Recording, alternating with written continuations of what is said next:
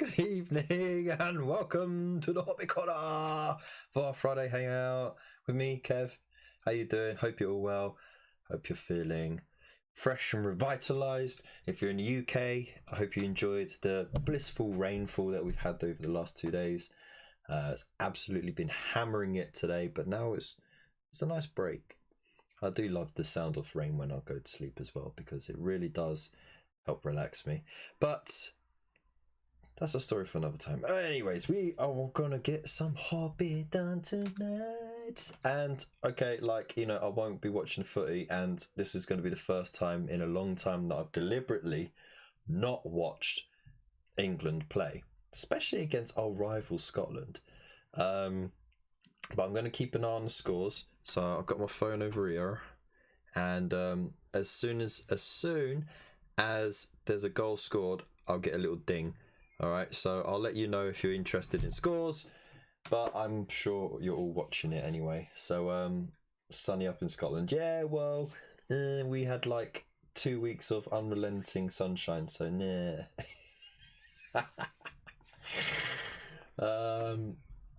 I am a football fan in regards to the international stuff, so the World Cup and the European Cup.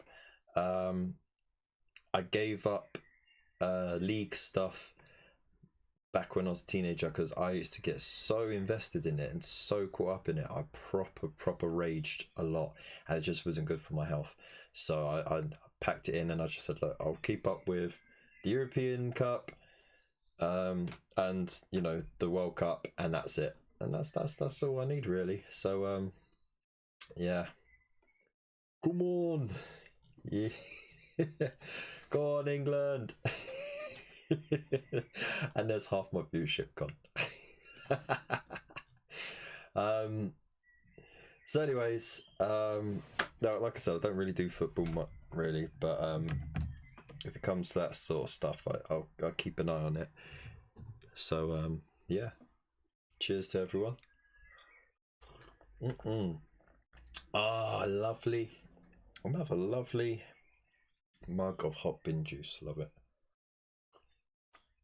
And for those new in the chat, yes, it's a recycling bin. So you know, I'm all about spreading positive vibes, and yeah, get your recycling out, people. Right. So if you're new, then, you know, please throw down a like if you haven't already. Subscribe. That's by far the best way of helping the channel out.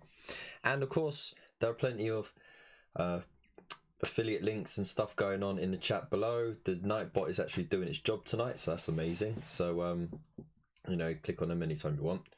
Kev, read my first comment in a Korg voice. Oh jeez.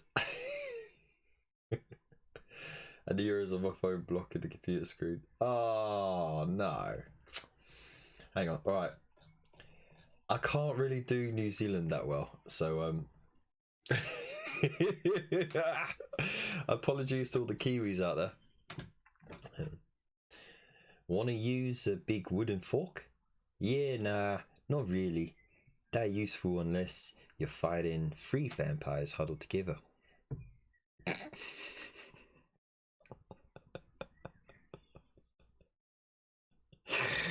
Oh dear, I apologise to everyone. If that doesn't deserve a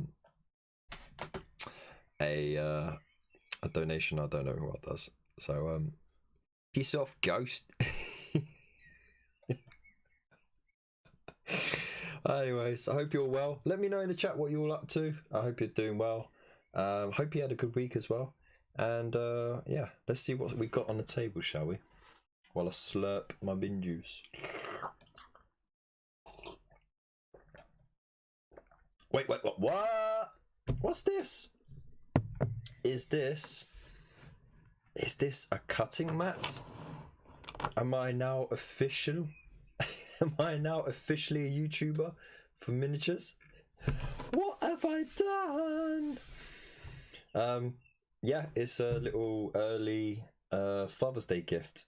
I've wanted one for a long time, and I got one that fits the table perfectly, because I never had a desk to really put one on. So Oh, I forgot to transition.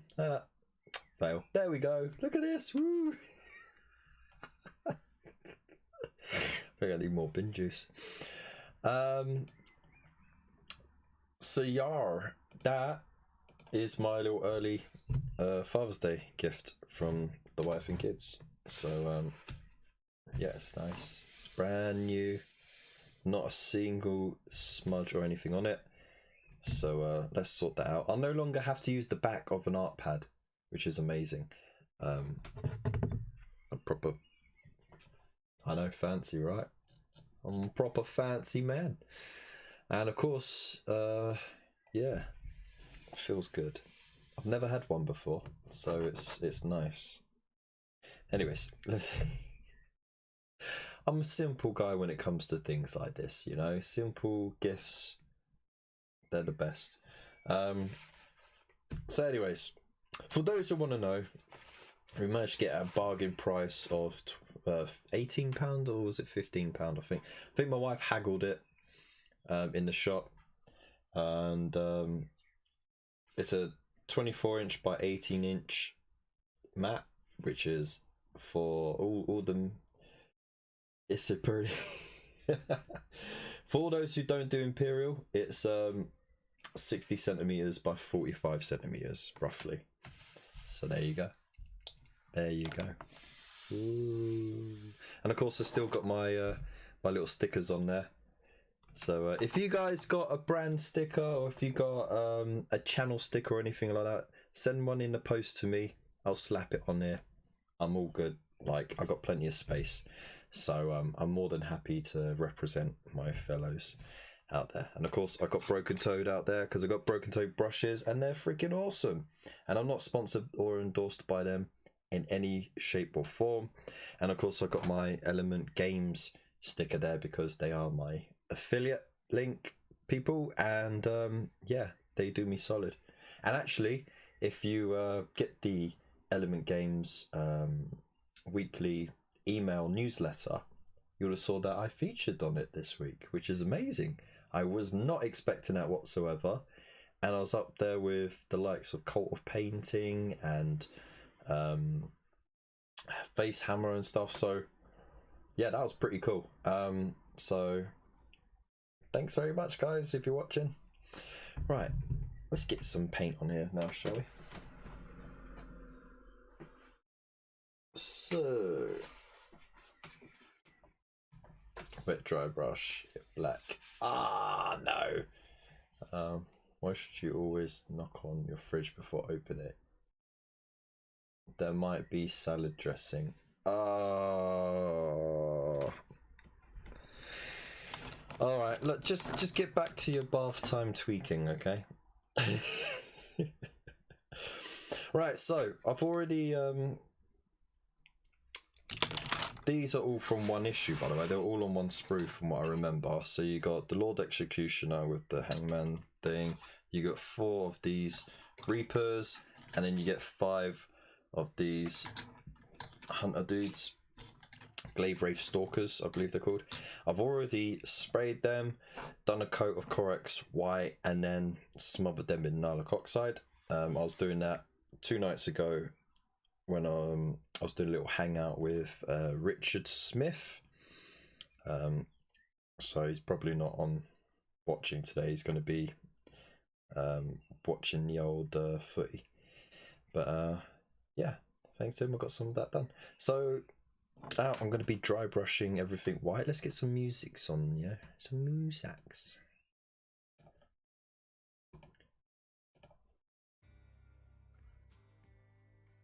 There we go. Lovely jubbly.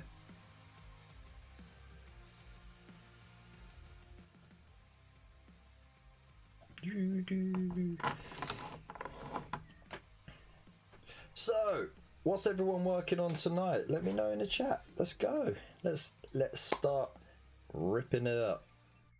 Actually, I want to do that one. Painting some vamps from Curse City tonight. Ooh, lucky boy.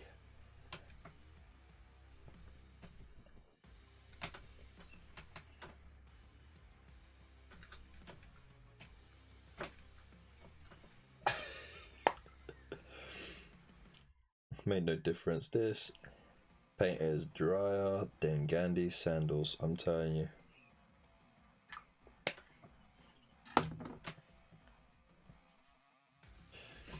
Get off. Yeah. There we go.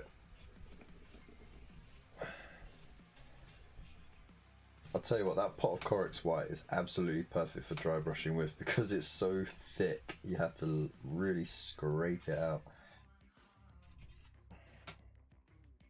That's kind of what you want, isn't it?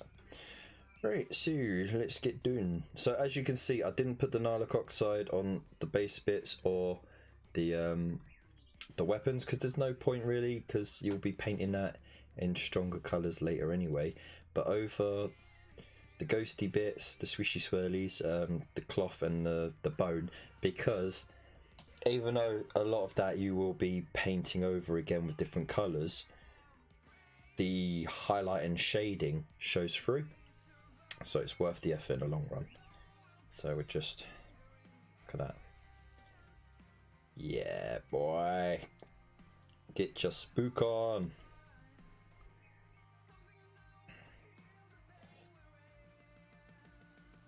There we go.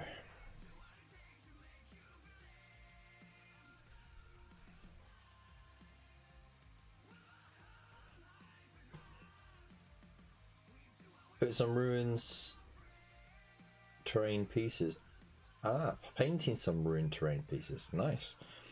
Cutting up tiny bits of styrene to make Volkite details. Absolute nutter. You must use all kinds of tools to be able to do that, like, because it sounds such a tiny scale, you know, like smaller than that square there, right? You must use like tweezers and like ultra sharp knives, and kind of like, I bet you use a magnifying glass and everything, and you got one of those lit up LED magnifying glasses.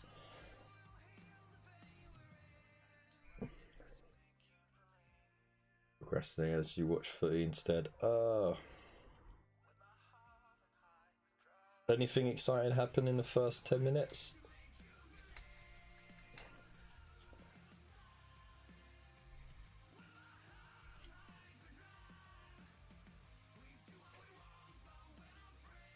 That was so close. I guess that means something.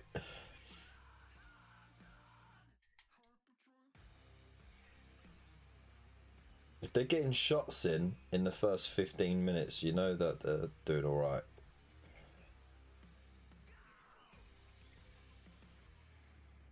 So interestingly, I thought that okay, like, I know I didn't really say I was going to go with football, but I found out earlier today that because I always thought that England had like a much better winning streak against Scotland historically.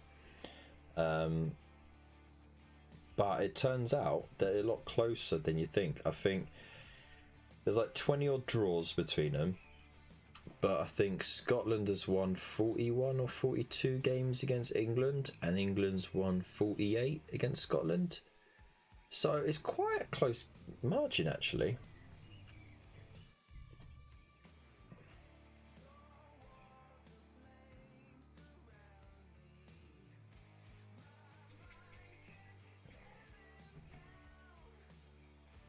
Few close calls. Does that mean they were close to scoring, or does that mean that they were close to giving away a goal? Why are you so vague?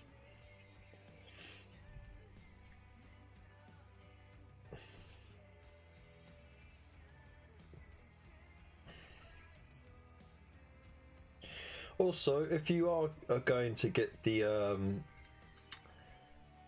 Dominion box tomorrow, and you're looking to try and get it elsewhere than Games Workshop, don't forget I've got my affiliate link right there, and you know, don't forget to use the bonus point like code as well, because you get some amazing amount of points then if you pre-order with Element Games. and you got to be quick though, because stock allocation is quite limited. But yeah, if you're fortunate enough to get through, then you know, I'll thank you in the end. I'll thank you before we get there, you know.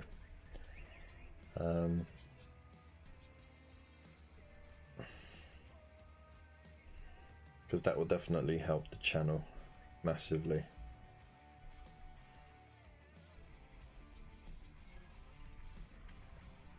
Let's not forget my bin juice. Scotland has a yellow card already. Whoa.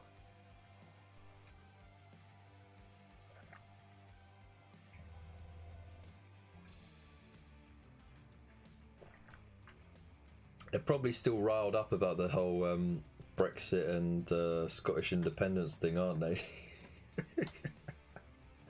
And that's enough. That's enough politics for tonight. Hey, me first. My beautiful man, how you doing?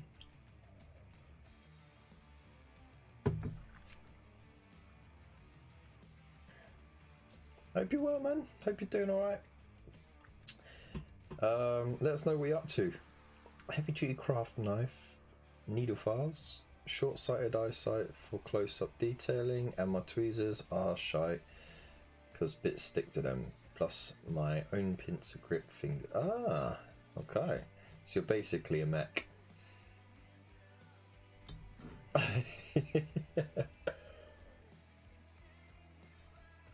You're getting into it and you're not even into football. That's what I mean. Like when it comes to the big international stuff, you can't help but get involved in it.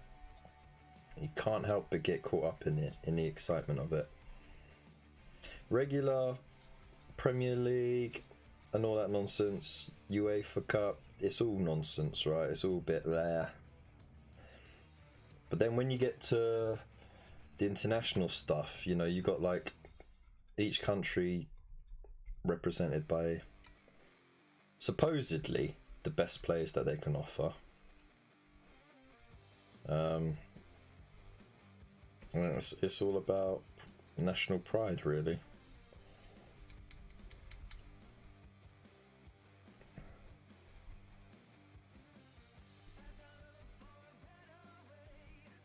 And in such a diverse time, I think, you know, it's something that we all need, you know, something that we can just rally behind and enjoy together.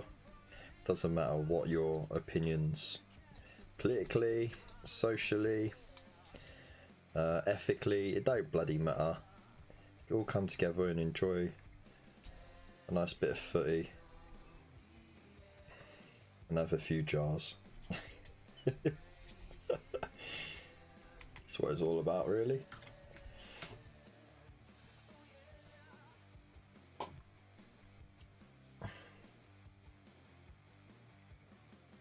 All good, man, all good. I was so close to jumping out of my chair then, but ended up being offside. Ah.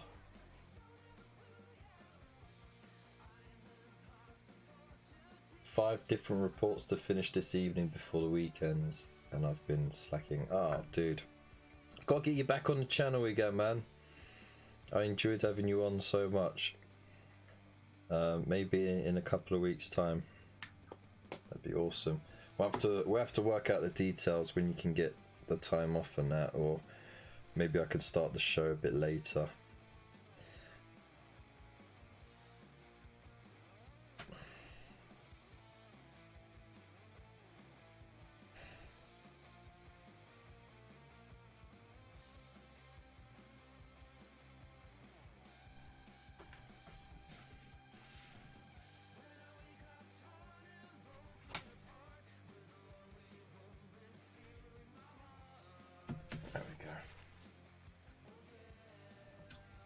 These are some banging tunes, by the way. The team I'm usually supporting in England, but I'm also supporting my family heritage. Italy. Italy. Italy.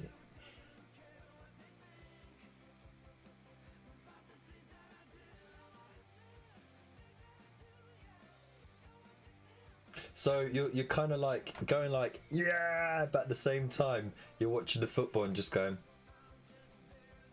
every time they miss.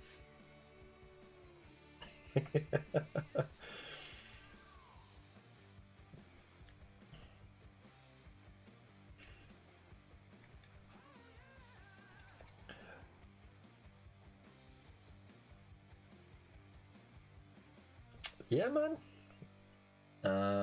But after that, it's an awesome weekend. Chill, paint, and chat tonight.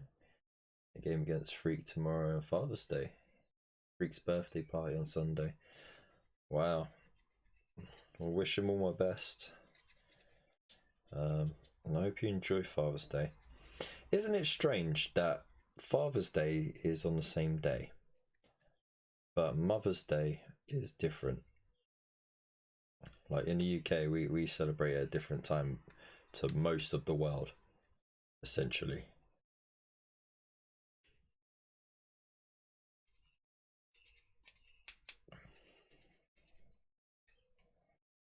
I think there was a reason why, I just can't remember why. It clashed with something, or it just messed up the holidays or something like that. So they just put it at a different time. I really remember.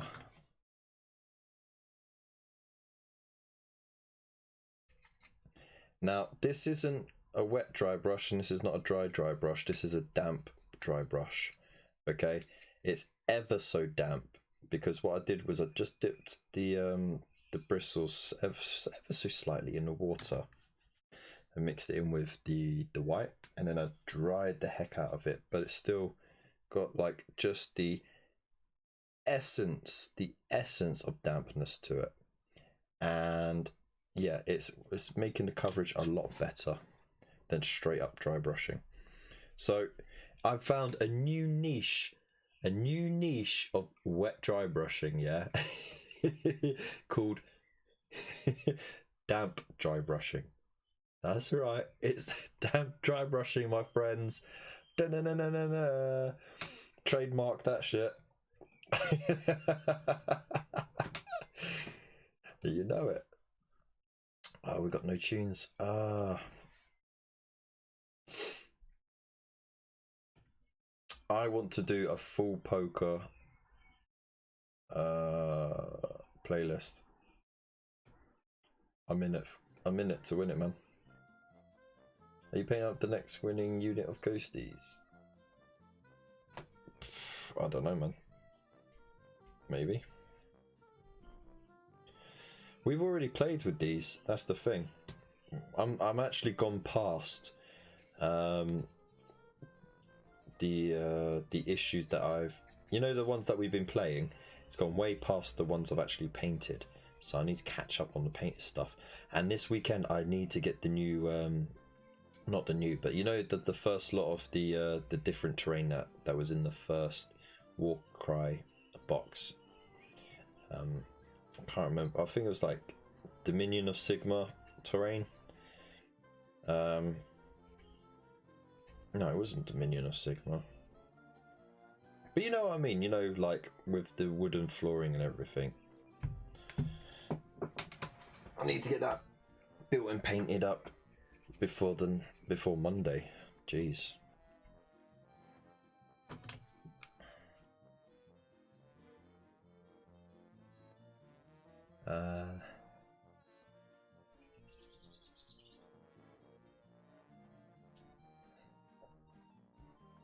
That's a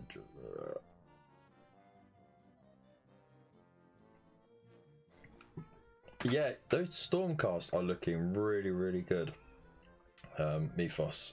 So if you don't already, have a look at the Frosts and Fists channel. On my main YouTube page there'll be a link to the Frosts and Fists. Check those bad boys out. They do some really cool little hangouts. They do some great work, and yeah, they're a good laugh. Good boys, very good boys. Great influences in the community as well, like a positive force for good.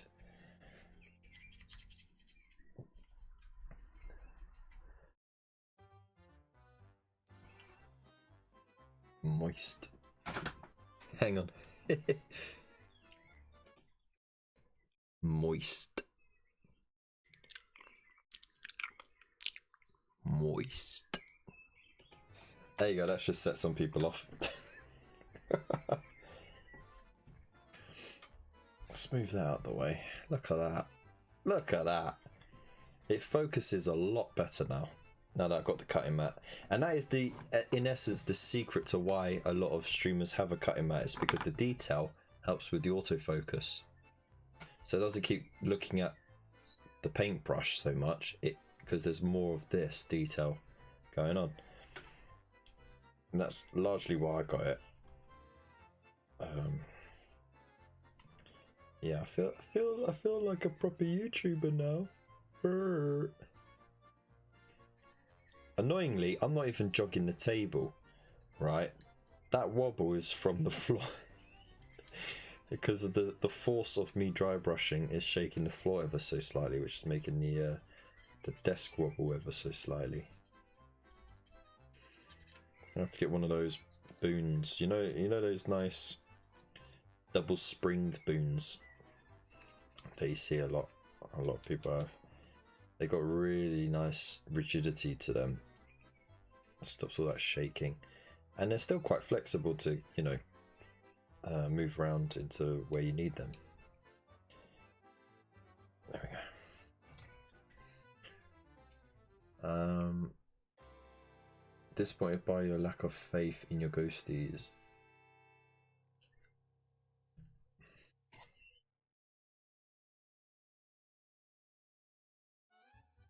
You have to try that. What, the moist dry brushing or the cutting mat jargon that I was just spieling right now. How's it going? Oh, wow. All right. Full time. The score for Croatia and Czech Republic is 1-0. Okay. So there you go. If you're interested in that.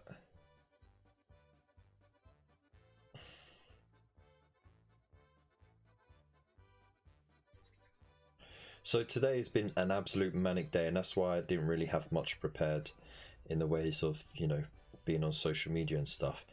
The mother-in-law came over so that me and the wife could sort of sort through the stuff, because as you imagine, when you got two little boys, you don't get much time to really sort through things because they're always trying to get in the way, or you're busy with work or whatever, or just like attending to the kids.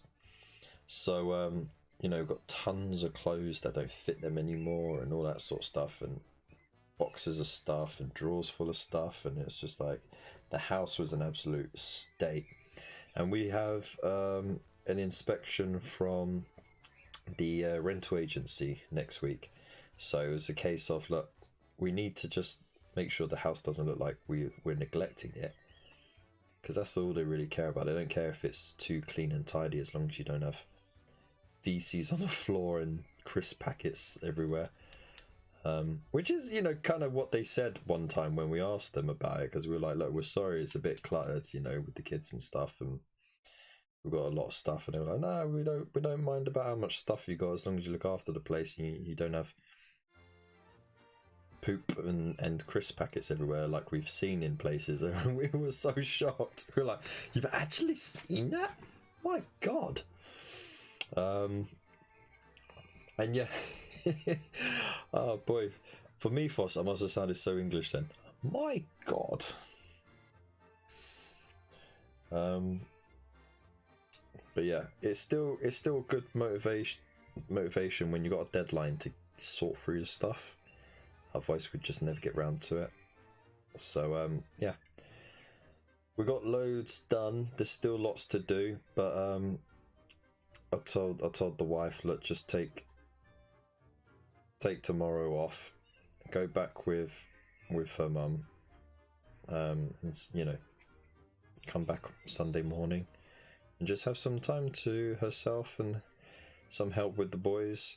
And the boys love going over there, because her mum pretty much stays with my wife's nan, because you know she's on her own at the moment, so she keeps her company and does her shopping and stuff like that. And yeah, they get to see both their the nan and great nan, and relax for a bit for a couple of days. So that means I would be a free agent, but I've got work tomorrow morning, and then for the rest of Saturday I'm going to be absolutely running mad to get the rest of the stuff sorted.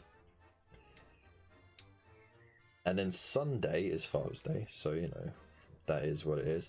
But I'm hoping to get the bloody terrain piece sorted out, because then we got the terrain piece to fight over on Monday's battle report.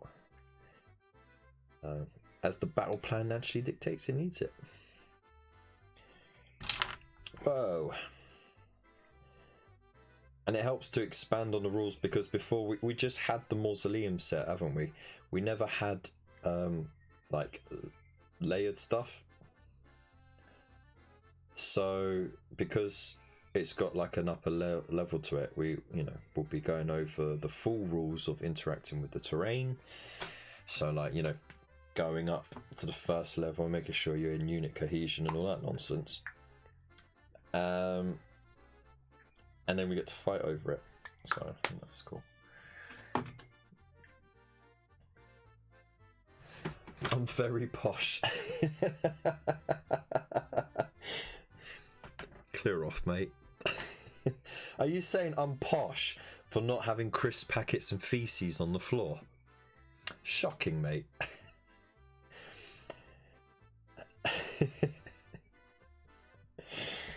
Well, I won't be going over to yours in a hurry, will I?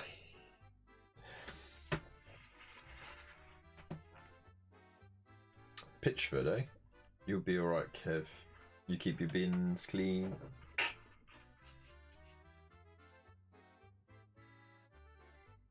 I don't know if they're clean. Oh, you mean my indoor bins? Yeah. They're clean enough. I'm gonna have to glue that wrist on, I know. Just needs a bit of glue to hold it there. See. Darn push fit things, and yet there's no push fit bit on the wrist. Just have to glue the wrist. But I'll do it after. I think the little bit of flex is okay for now. Too much. Where's that paint come from? There it is.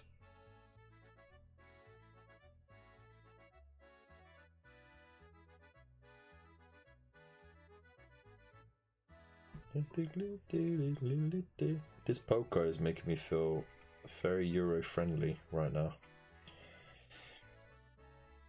Am I the only one?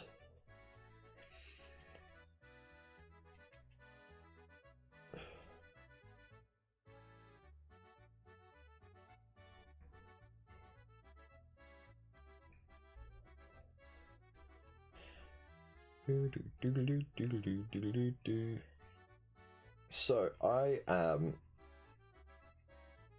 not getting the Dominion, as a lot of you may know already. I'm not getting the Dominion box because I'm not going to get time to do any of it. Like, I didn't get time to do the Indominus stuff because, you know, Mortal Realms had already happened.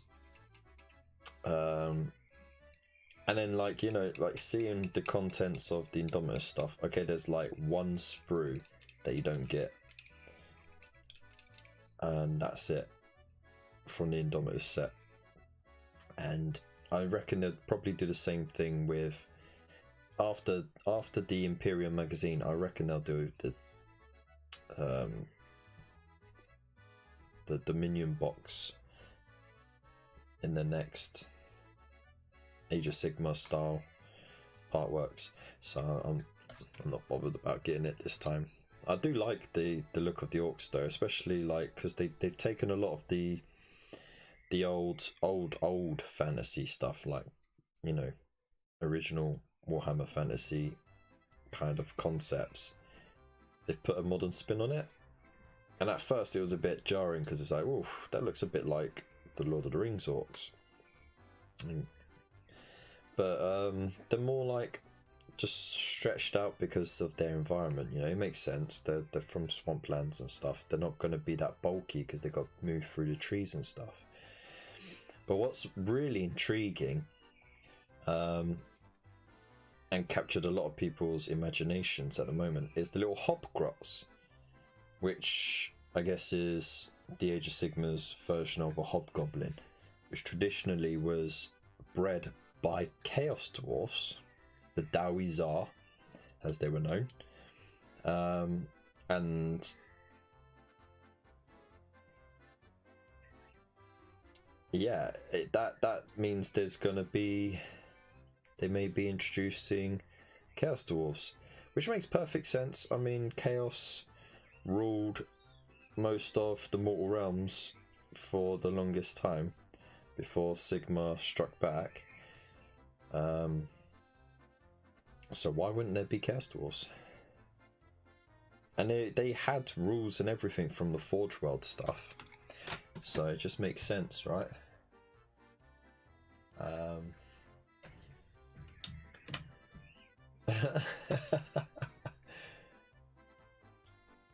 My god. Oh my god. How dare you? Shocking. Shocking. Feces on the floor. Shocking.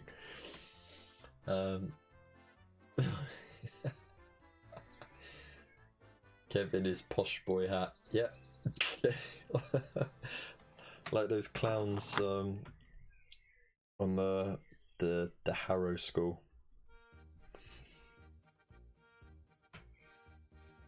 If we draw, we will have the same amount of points as Croatia.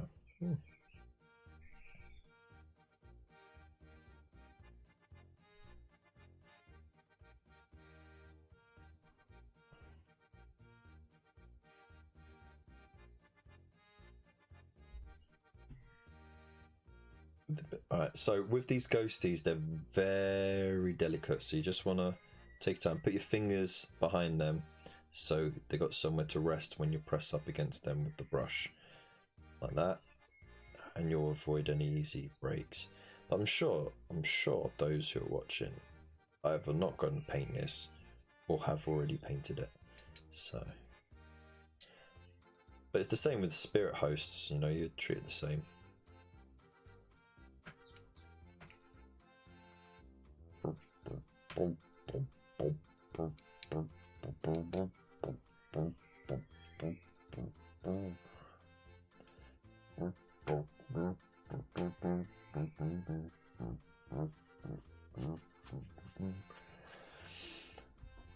Maybe.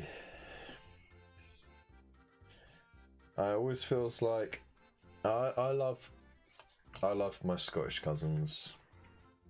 My Scottish brothers. Not that I have got any Scottish cousins or brothers. I have got family that, you know, have come from Scotland in generations past.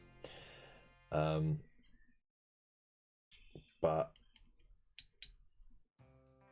yeah, it's a beautiful country, beautiful people, beautiful culture. But unfortunately, you get a lot of division sort of spread by politicians from Scotland. And it spoils some things, you know, because at the end of the day, the English and the Scots have got along very well for a long time and achieved a lot of things together. So, you know, but lately, because of all of the political division, it does feel like a lot more Scots have a chip on their shoulder, like they've got something to prove. It shouldn't be like that. There should be more unity going on. Free love, man. Free love.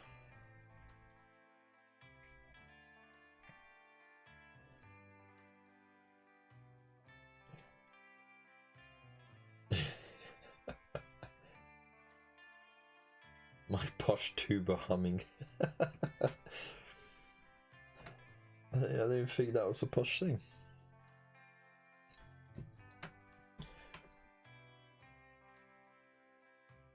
So as you see here, I went all the way over the blade. That's just to give me an option to blend if I wish to. So there you go. There we go.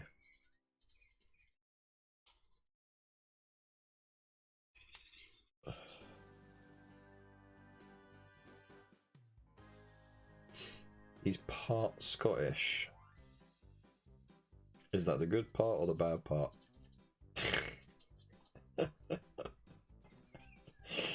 I jest. But anyways. 3 lines on the shirt.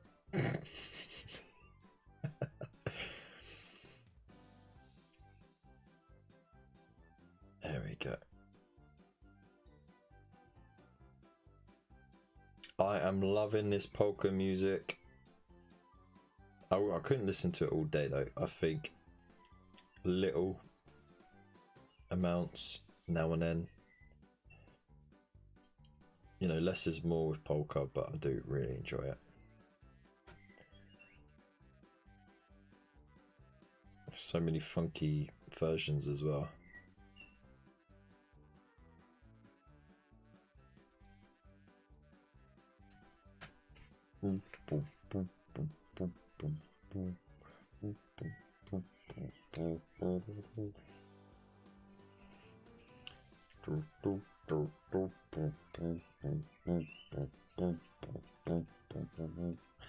It is basically mostly tuba, isn't it? Polka. If it wasn't for the tuba, it wouldn't be polka.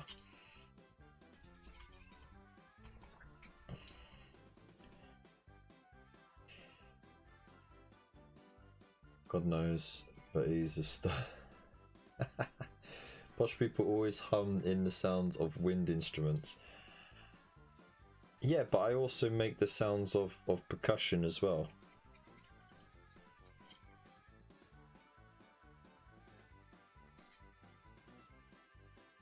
So, you know, I'm not exclusively like humming the tuba.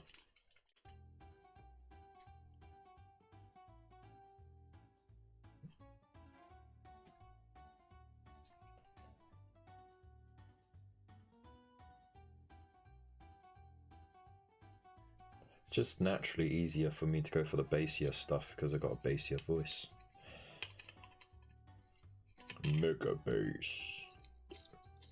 Mega bass. Bass, bass, bass, bass, bass. You know what I mean? That's alright. Let's just put a bit more of a heavier dry brush on the face area to make that a focal point and around on the shoulders. And that should do. That should focus in a bit more on that area, like that.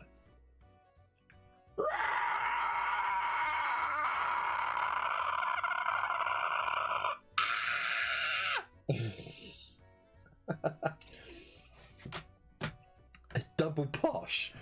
Piss off.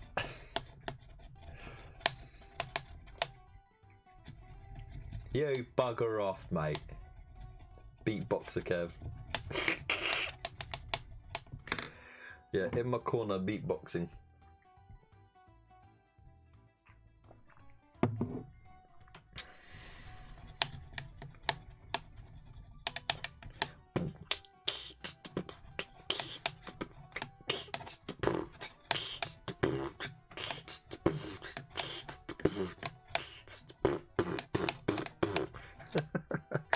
That's my worst ever.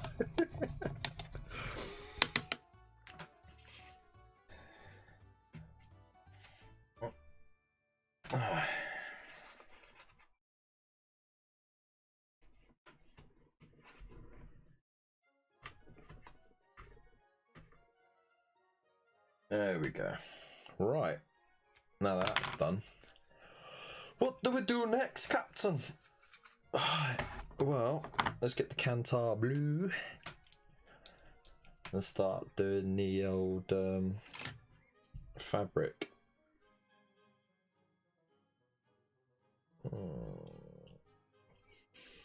Though for this one, I know I should do the blue around there, but I'm going to do it in black. I think it's far more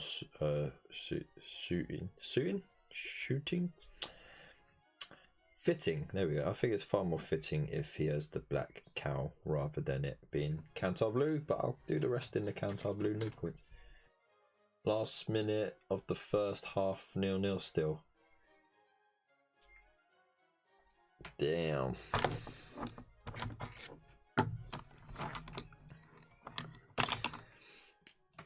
Is it going to be another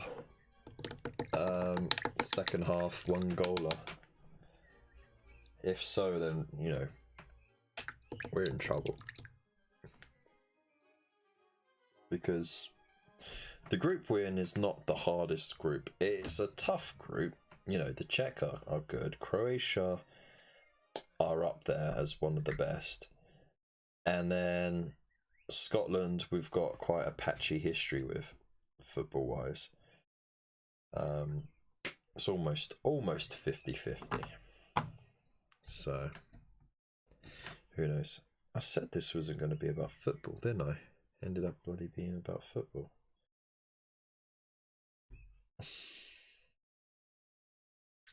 There you go. So I'm just wetting it down because that way the highlights show and the shading show. Alright, let's get some good music on. Smooth jazz. You're listening to Hobby Corner Radio with me, your host, Kevin. Tonight we're going to be listening to a sultry mix of smooth jazz.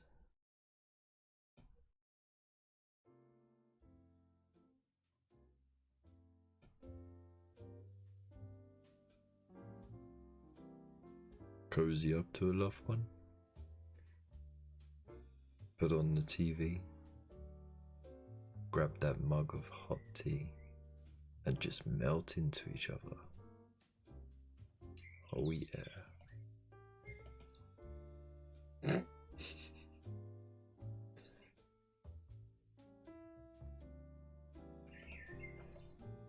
I don't want Christmas jazz. God damn it. Afternoon jazz, here we go.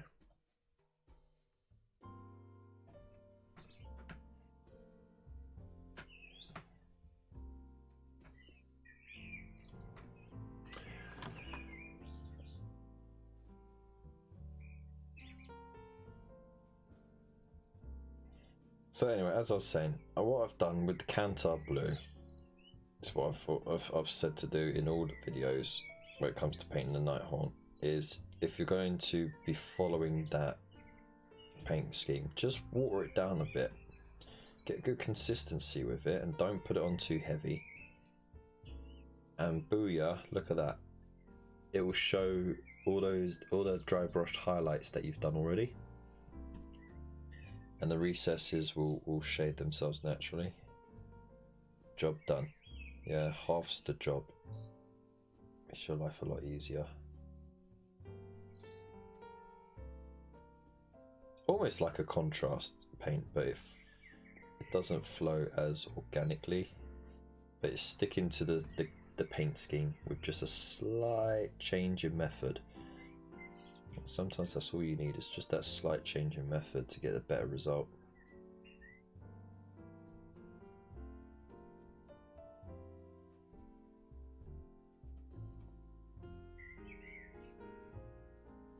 I think tonight I'll go up in the loft and I'll actually get my my painted liberators, because I don't. As cool as it would be to add more liberators to my current collection that I don't play with, I would much rather not.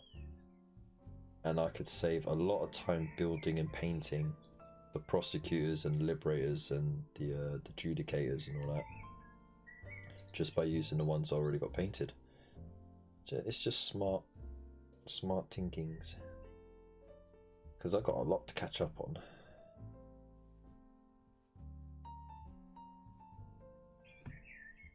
There we go, just get the little gap in the robe there. No need to get the inside, that's fine. It's just going to make more mess that I've got to clean up with. But there you go, look at that. See, easy peasy. It's already shaded and highlighted. Booyah. Time saved. Late night DJ Kev. Storm Shield is basically a varnish, so you can use it to make things look glossy, like vials or glass that you've painted, stuff like that. But it's predominantly just to protect your minis. So once the paint's dry, you just you know, paint it over your minis, and then it'll stop the paint from rubbing off. That's essentially it.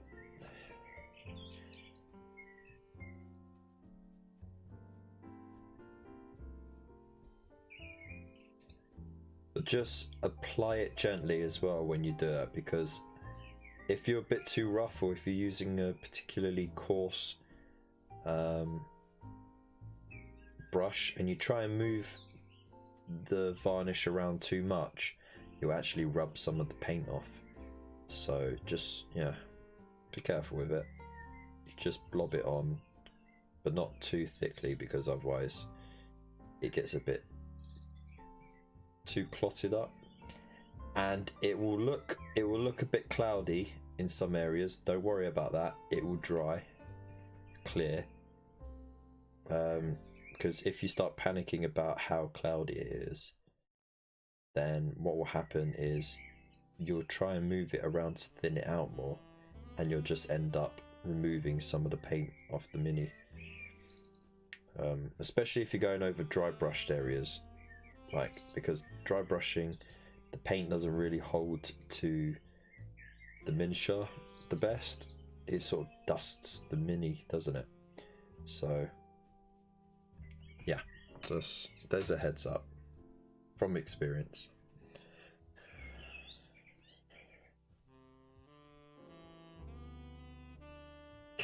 These creamy tones. Creamy tones. Isn't creamy Miniacs thing like word? Like, I don't know why. I think it's just the shape of his mouth and the way he says words. That means that when he says creamy, it just really, he has an onomatopoeic sort of effect to that word.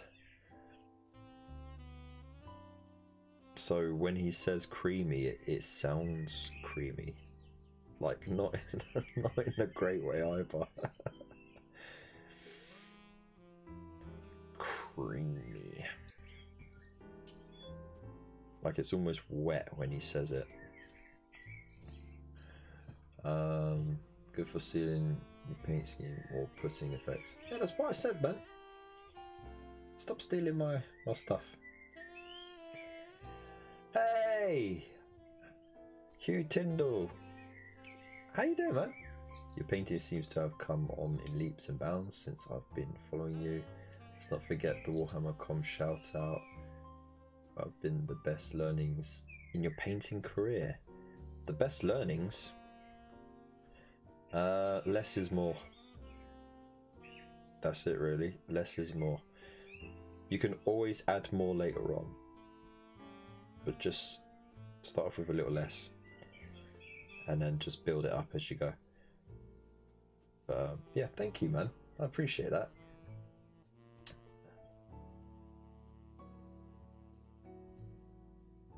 And I will get round to that tank eventually, dude.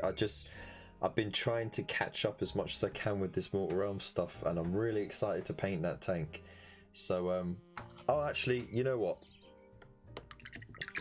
Let me show the people in the chat, because you know what, you guys are actually here and watching, so you deserve this, right? All those people who say that they're fans of my show and don't watch, they're gonna miss out.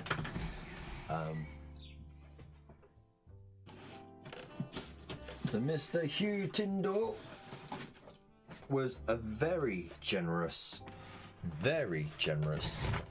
chat, and he sent me this, a Panzer Kampfwagen 2 Urs FG from Tamiya. It's a 1-35 military miniature series number 9. It's got a combat crew of 5, and it's easy, apparently easy to assemble. Cement and paint not included, of course. And it's got guide and everything. This, I've never ever built or painted a kit like this ever before. It's always been Games Workshop stuff, and yeah, I want to do a whole video on it because it's going to be something different. I'll probably do a base on it and all that sort of stuff, but I mean, I'm well excited for it. I mean, look, it's got the helmets and everything, and it's such a different scale as well, so that's going to be something different for me. Completely different color palette.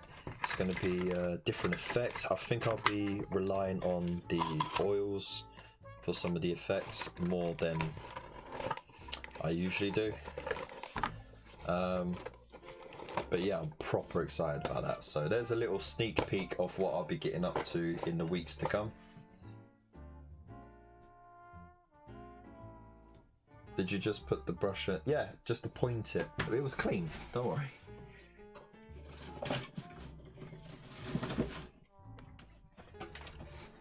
You rinse it well first, and then use your tongue to point it.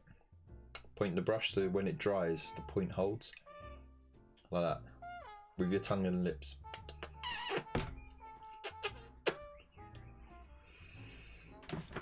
Yeah, you did it. Yeah, Friday isn't the best time for me, but drop it by nonetheless. Man, you are an absolute legend, so thank you so much for popping by. I really do appreciate it. So yeah, I've got that to work on, plus I want to do a I got some pagan miniatures. I got some Vargar and some awesome looking Vikings, and I wanted to do a diorama with that. It would be my very first diorama as well. I've had them for a couple of weeks just sitting in the box waiting to get built and painted, and it took me a little while to get the bits and pieces to do the base, but it would be like using a wooden photo frame, lots of putty and glue and stuff like that to sort of fill it out, and then painting the dudes and the werewolf things as best I can, because I'm thinking of using it as my Pickles on Parade entry as well. So for those who don't know, the pickle jar are doing a Armies on Parade style things. It's called Loki's Legion, but it's got like a pet name. Mind the pun on that one. If you know, you know. But yeah, we call it Pickles on Parade.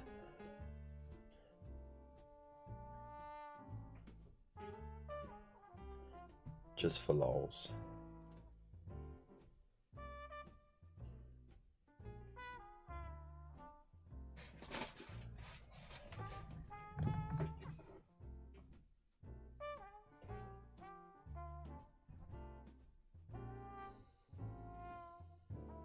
So many projects. I still got to get back to finishing those. Are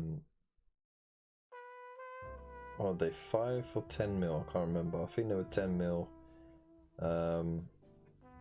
Space Marines that I got. Like I did all the Razorbacks and Rhinos, but I never got around to finishing off the troops or anything. Oh, and the Thunderhawk as well.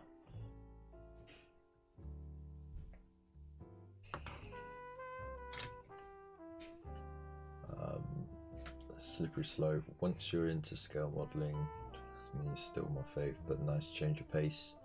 Yeah, that's what I'm hoping for. It's hella raining in London at the moment. Yeah, no, you would have got all that rain that I got earlier because, of course, I live west of London by like 30 odd, 40 odd miles. So usually the weather just passes us and then hits London later on in the day. And I'll tell ya, it proper came down like a wall of rain. Isn't me? I loved it. And you know, because I live at the top of a hill in a valley, you can just hear all the townsfolk in the town centre go, "Ah, we're drowning," as all the rain just floods the stream that passes through the town. And us lordy folk up on the hill are just, you know, sitting pretty. We're not getting flooded. We're all good. I started out with a tank and it was such a horrified experience. Then found Warhammer. Now I'm enjoying it. Well, you know what? I mean, like, maybe after a little while you go back to it, you might enjoy it again now that you got some experience building kits and that. It might have just been the lack of experience in building stuff, you know, probably a real ball ache.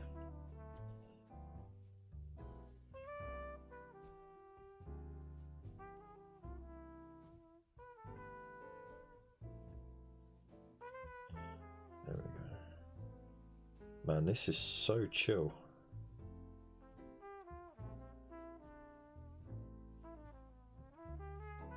I feel like we should be in a speakeasy or something.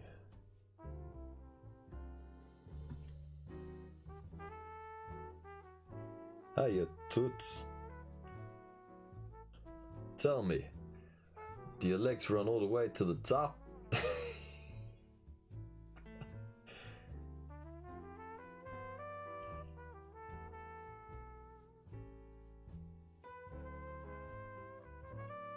I must just luckily missed you. Though, you know, saying that, I mean, the Greater London area is massive. Like, absolutely massive. So, it could have missed you wherever you are. I forgot which part of London you're hailing from.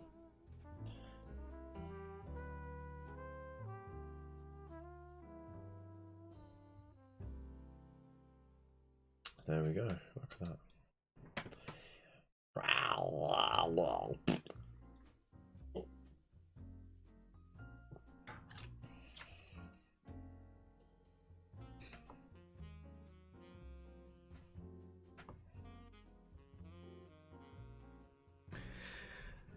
Let's have a look.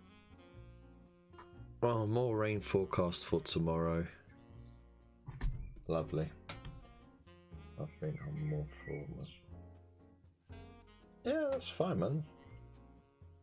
You enjoy what you enjoy. Everyone is different. We all enjoy different things. We all enjoy different aspects of the hobby. So long as you're doing a hobby, you know. God, that just reminds me of the scuba instructor from what's that movie with Jennifer Aniston and the guy from Zoolander. Why can't I remember? Ben Stiller. There we go. Got his name.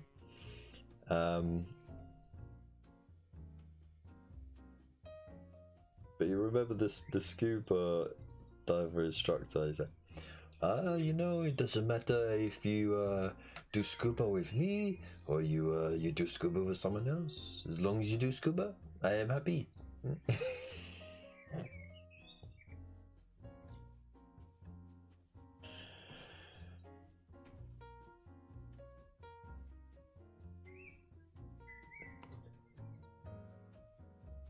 Corner England missed. Well, I mean, I ain't got a great track record of scoring on corners, have we? Well, look at me saying we now. See what I mean? It's very hard not to get caught up in it.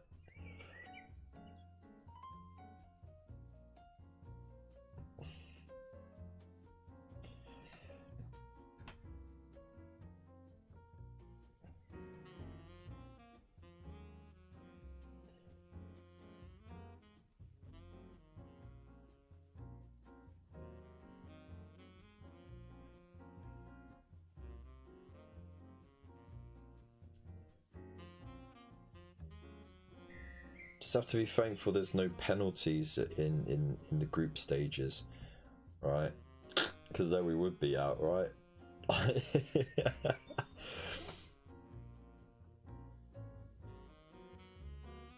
man, absolute trash history on penalties. Oh, it's been getting better. The England team have been doing a lot better under Southgate.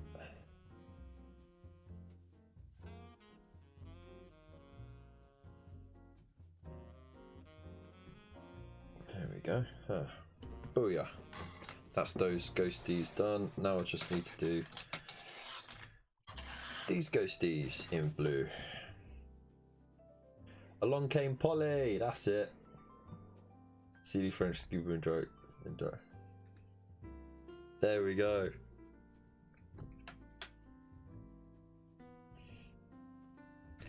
If you, it doesn't matter to me if you like to do the figures or the tanks or the planes, or if you just like to build it or even paint it. As long as you do Warhammer, I am happy. You happy? I am happy. This is good.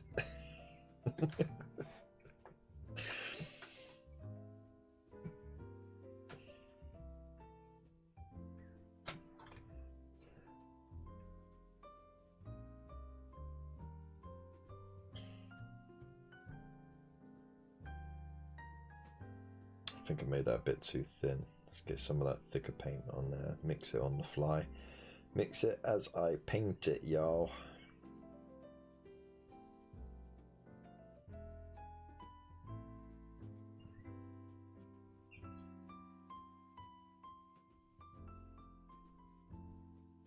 There we go.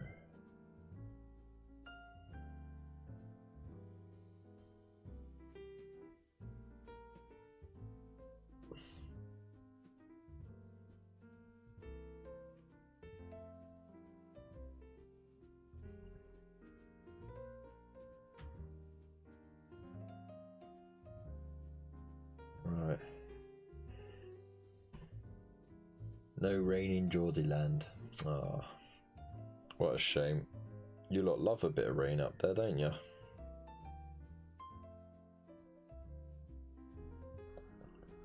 Oh no!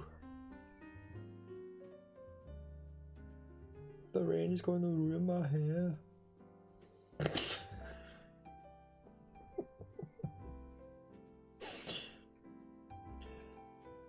Oh no, the rain is going to wash off my fake tan.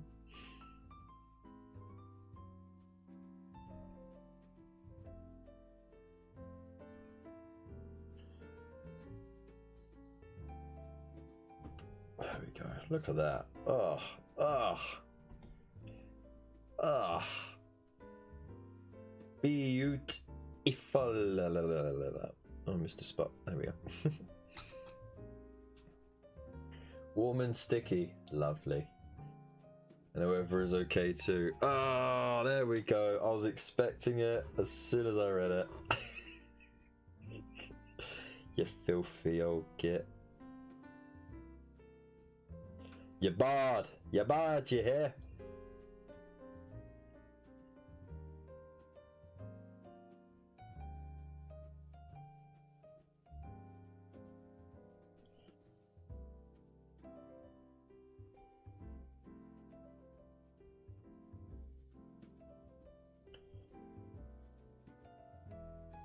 So I'm really looking forward to seeing how they're going to flesh out the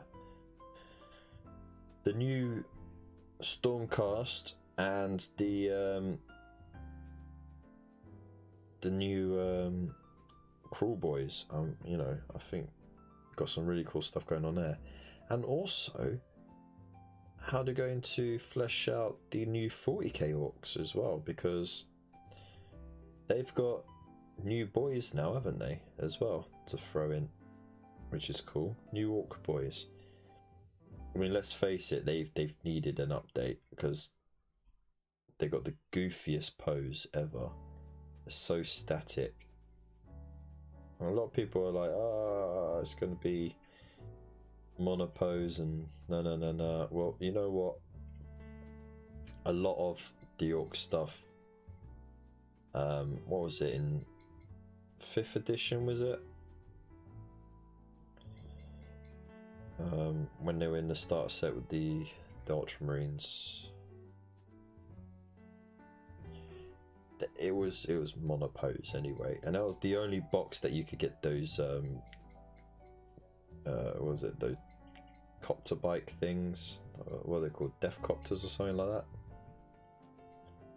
That got a lot of people salty for a long time.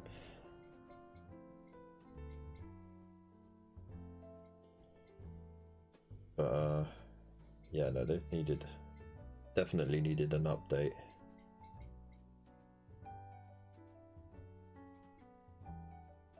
Then you just hear all the Eldar and Guards players crying, "Oh, what has it done?" Look, they haven't updated the Cadian Guard. Get over it. You still got new kits like the Astra Militarum and all that, and the Tempestus Scions and stuff like that. Don't get too caught up on it. We'll bolt around, we'll sort the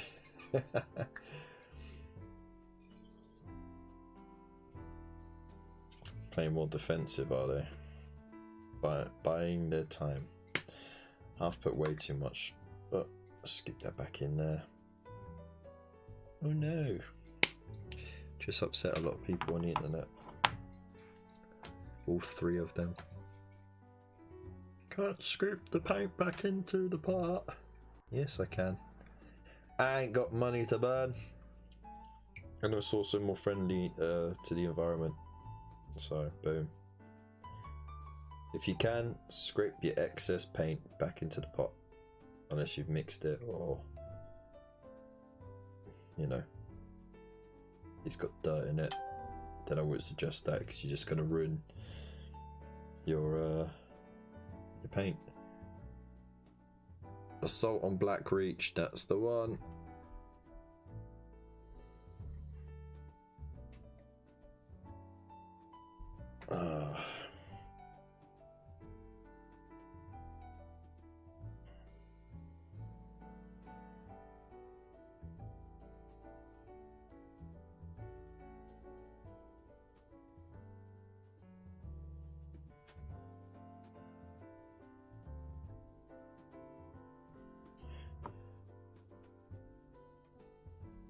That was the one. No, that's not the one actually. Sorry.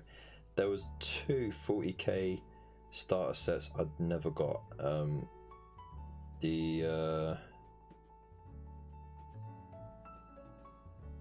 think it was 4th edition with the Tyranids, and it was Assault on Black Reach.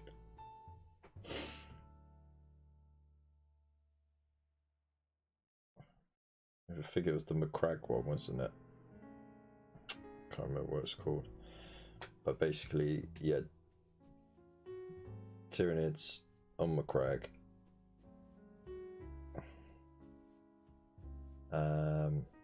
And you had like, I think you got like a little pilot in it, and you got some fallen transport, like ruined train. That's kind of cool.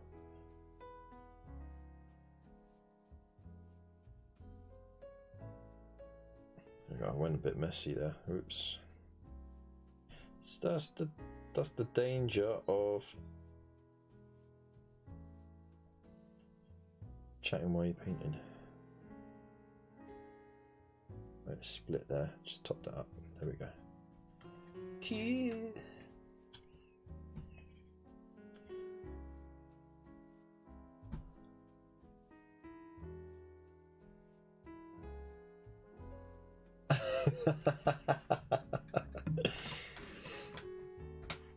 Some of them, maybe. There are some handsome chaps on there. Just like there's some goofy chaps on there. But I tell you what, they're like some of the most physically fit people you'll ever meet. It's crazy.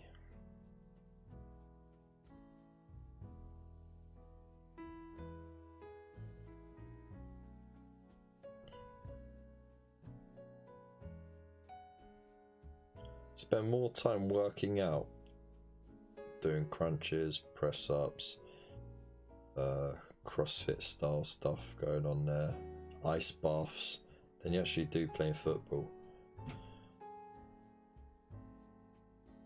Because they work on your stamina and your core strength, and then they build up the rest of it. It's all about getting that edge on your opponents, and if you can be quicker, if you can have better reflexes, if you can be stronger, it means you can be faster. You know, you could jump higher for those headers.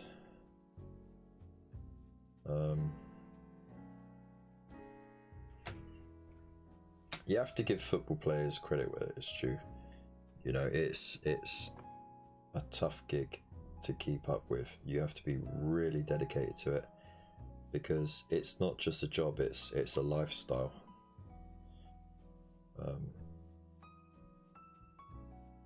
So yeah, I mean, props to them.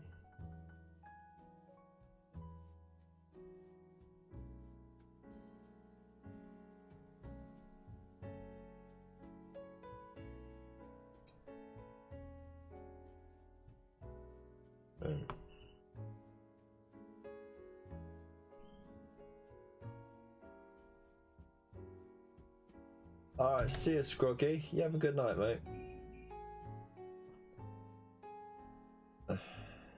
Thanks all in the chat for the... Yeah, man, you have a good night, mate. Say hi to the missus for us. And yeah, I'll see you Monday, mate.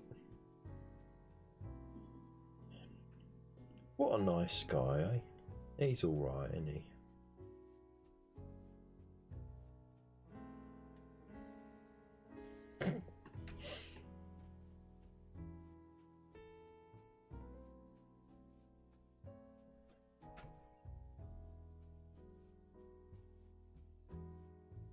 Having to handle all that cash for all that.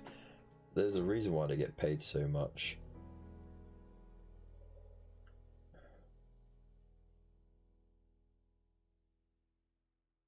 Like I said, that it's a lifestyle, you know. You don't have any choice in it. You're stuck on a diet. You're stuck on an exercise regime, which is very strict.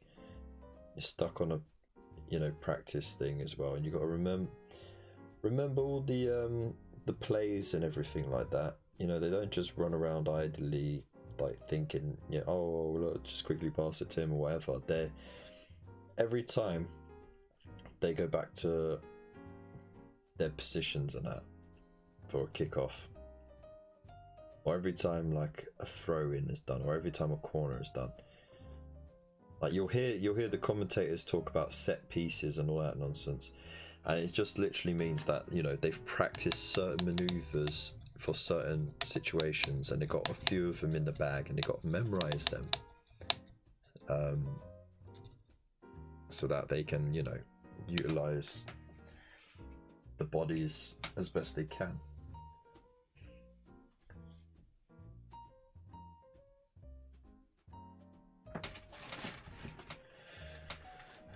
I'm a simple man. You know what? Just at the moment, I'll just be happy with a half decent job that pays well, to be honest.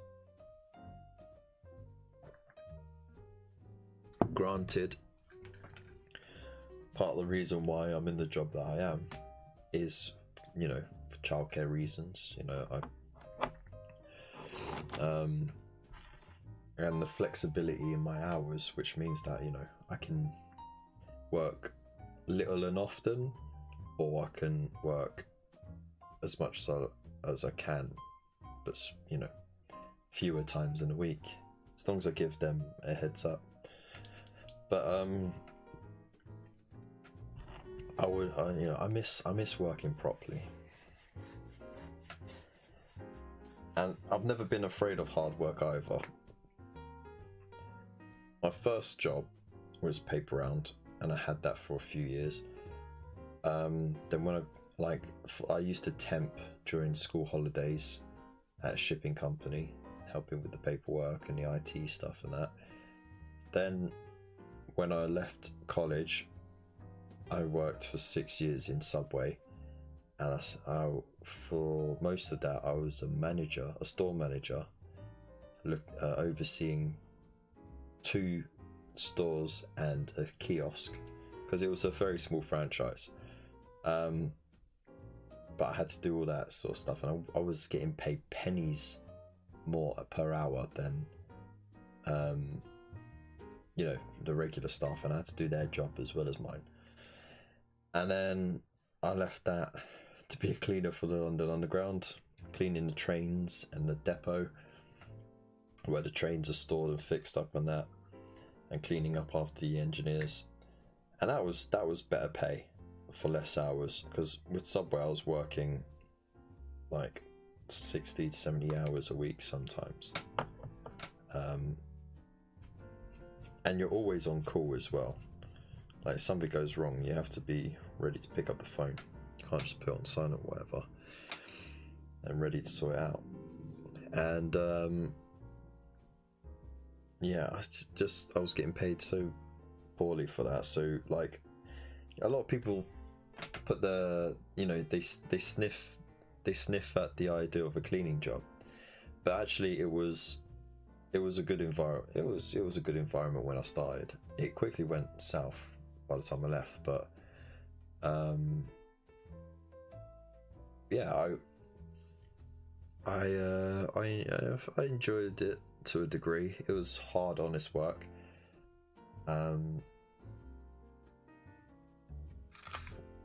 But yeah.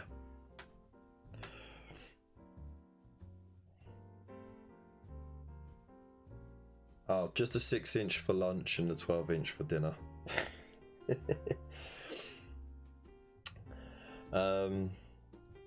Oh yeah, and I did actually leave Subway. So I was with Subway for about 2.5 years, and I was a supervisor at the time that I did, and I left them to try and work at Games Workshop, which I did. I was only with them for 6 months though, because they had a surplus of trainee managers, and I was part cover staff as well. But because I was having problems with traveling the distance that I had to, you know, that was a contributing factor to why I ended up not staying on. And then I went back to the Subway thing, because they were like, look, yeah, just come back to us, like, we got a job ready for you. Went straight back to being supervisor, and then within 6 months I was manager, and then like I spent the rest of the time being a store manager for them. And it would have been alright, but the original owner of the franchise, he sold it on because he had enough. He got screwed over with an expansion that he worked like 5 years and spent tons of money trying to organize. He was trying to get a store open on the Brunel University campus, and that would have made him one rich dude. And like, he had plans to like give us proper annual pay. You know, he was really good. Like, we had like 2 work outings a year. Like, we would get people from other stores to come in and you know, work for the day, and everyone would just be like taken out to something like a theme park or to the seaside or something. It was great. Plus, you know, he did like these massive things at Christmas. He took us to, like, you know, like those big corporate Christmas dinners at the hotels, but he'd have like a little award ceremony for us, so like everyone walked away with something, like a little prize and a certificate for whatever your strength was and stuff like that. It was a really good boss, but it broke him that he didn't get that that site, and it was a technicality that the all the catering rights had already been signed over to Sodexo. If anyone's heard of Sodexo, they do so many different things. They got so many different contracts in different areas, but essentially they ended up opening up the Subway there. And yeah, it actually killed a lot of our customers, because before then we were getting all of the students into the store, because it was just like a 20-minute walk to Uxbridge Town Centre from the university, or you could just hop on the bus, 2 minutes you're there. And we used to be ram packed every lunchtime, and it just went kind of dead after that. We still got like loads of people who worked on the high street and at the civic centre and everything, but it just never was the same, and he just sold it on. He had enough. And then the guy who came afterwards, he was all right, but he was really trying to cut corners and that to save as much money as he could, because I don't know, he just wasn't as generous as the previous guy. But that's one of the reasons why I left, because like he wasn't planning on bumping up my pay unless he absolutely had to, because the minimum wage was going up and everyone's pay was almost the same as mine. And I was just like, yeah, I'm out of here. Cleaning job away. So I did a cleaning job.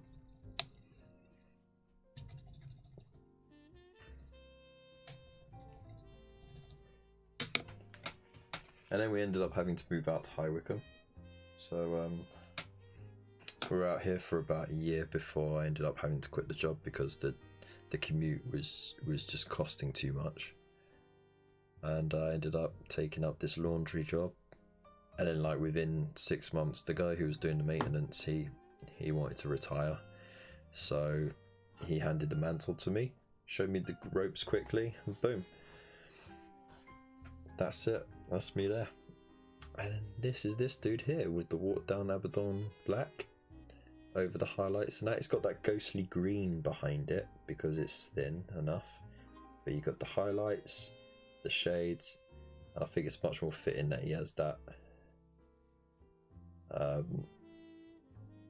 the black cowl rather than the blue. You know what I mean? This has been my TED talk. But yeah, there we go. It's pretty cool. I should really get the inside of his mouth as well. See, as I was saying, like it's nice because I like the flexible time, the shorter commute. Well, it's a bit longer now because I had bad luck with cars, and I have to get the bus there. But it's still more enjoyable than what I've done previously. It's just, it doesn't pay enough. There's not enough hours. I miss having a proper job. It's strange how you can miss something like that. But I've always worked like most of my life, and it just feels strange not working. So there we go. Bit of a downer, man. Let's pipe it up a bit, yeah.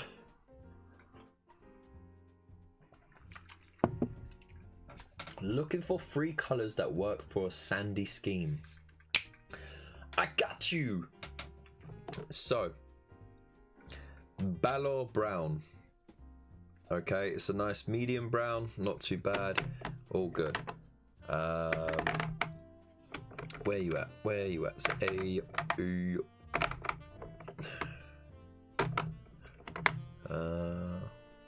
no, not that one. Oh, what else was I thinking? What were you thinking? You were supposed to be the chosen one. A Shabti bone. Okay. For like an absolute highlight. For the sand. And it depends on the colour of the sand, to be honest, as well.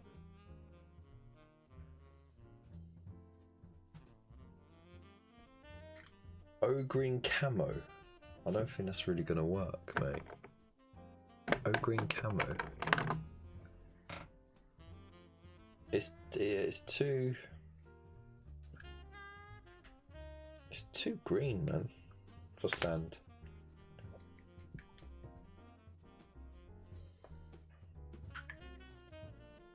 Yeah, it's way too green for sand.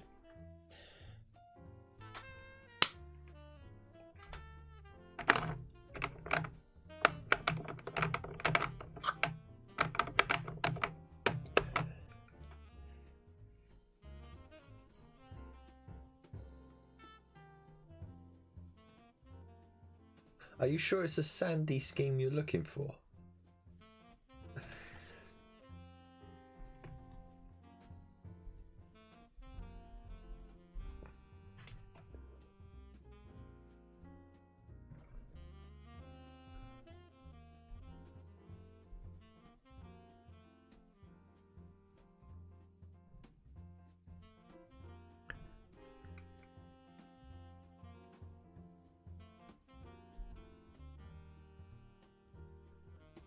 Oh dear, I don't know. Jeez, it's still 0-0. Oh dear. Right, what do we got to do next? We got to paint some lead belcher.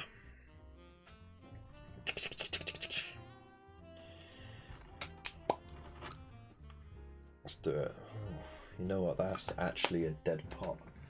You know what? I've had this pot for so long. I finally killed it. So everyone, put a heart in the chat for the dead lead belcher pot. He's been with me for the better part of 3 years. I salute you, good sir. I salute you.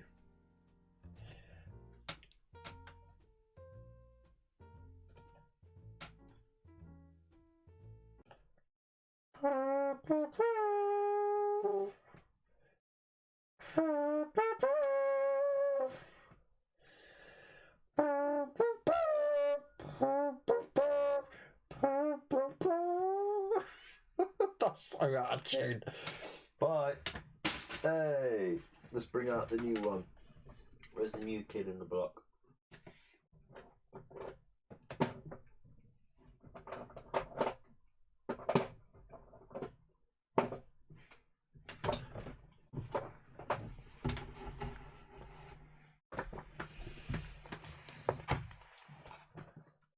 Okay. Alright. Hang on. Where's the new pot? I think I put the new pot. More posh trumpet from Who are you calling a posh trumpet?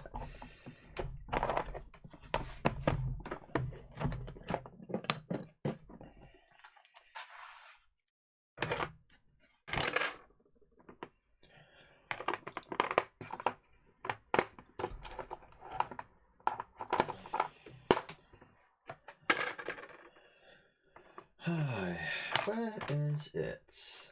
Where is it? I know there's one around here somewhere.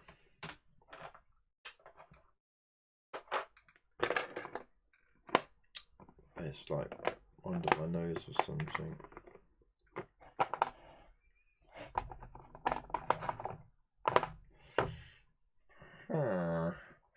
Or did I put it up there? No, I didn't put it up there, did I?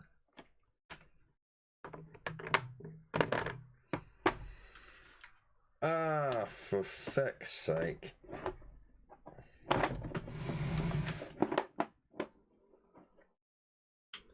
Misplaced blooming paint. You sobbing shit. I know this is riveting stuff to watch as well, right?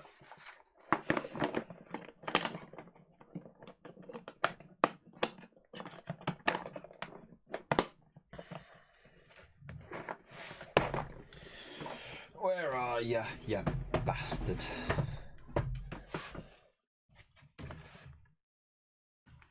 You know what? I'll tell you what. If you don't say bastard like you're Sean Bean, like, is your life even worth living? Bastard.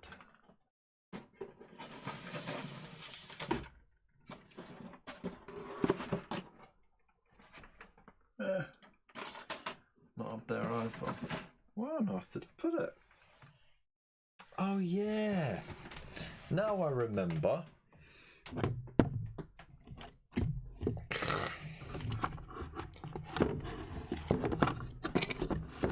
Put it on a little tray over here. Like I got a tray of tools, and then I got a tray of new paints that I might need to use once their opened counterparts run out. Right, and Storm Host, it's Retributor. No, it was Storm. Oh, for fucking hell! Get fucking wrecked, you fucking bastard! It wasn't there either. It was literally under my nose on the fucking table because I put it there because I knew it was gonna run out.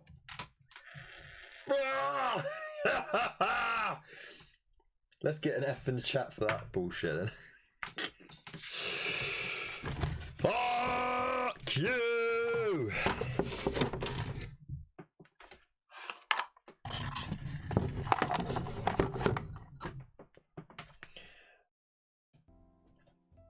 Right.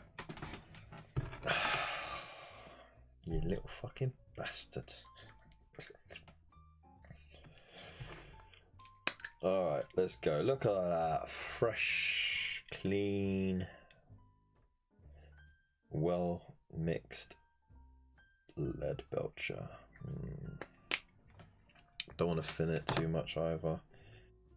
Want to keep this bad boy nice and smooth. Have you done the Azurite ruins yet? No. And I've got to get that ready for Monday. So, lol.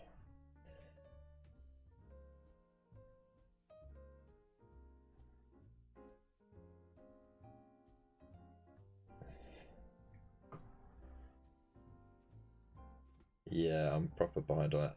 I left it on the sprue on purpose because one, it was going to take up too much space wherever I stored it, and it would just end up getting broken by the time I got around to painting it. And two, I wanted to spray it on the sprue just to make things a little bit easier. So, you know, you waste a lot less spray paint when you spray it on the sprue. If it's terrain, that is, because it's large and flat. Any chainmail there? No. The problem is, though,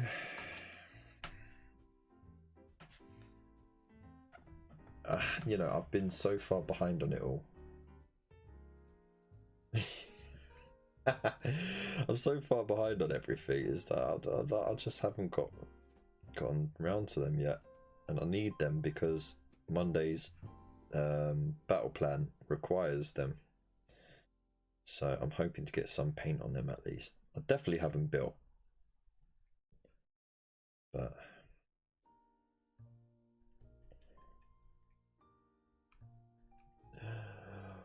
ooh, Mr. Kev, sir, you is a potty mouth.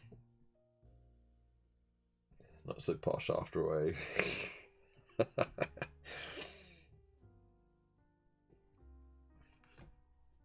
I've always been a potty mouth. Can't be helped, you know. Product of my upbringing. I can put on the well-educated sounding voice. You know, I can sound like I actually went to university and got a degree and walked out with masters, and that's such riffraff, but at the same time it sounds a bit more patronizing than I usually sound, so I don't put the voice on really. But at the same time, I am, you know, I can't really, it's very hard unless I'm in the right company. I don't go hard West Londoner, you know what I mean? Alright mucker, how's it going? Boom boom boom. Bad fish, how you doing, bruv? Just coming in laughing. I'm glad you're here, mate. How you doing? Oh, and Ross Graham. Whoa. Look at that. Sexy, legendary people in the chat right now. Oh yeah, how you doing? Glad that you could join us. Hope you are all well. I haven't seen you in a hot minute, Mr. Ross Graham. Hope you are fine. Hope you're feeling better as well. And I hope you're getting all fired up for August's release as well.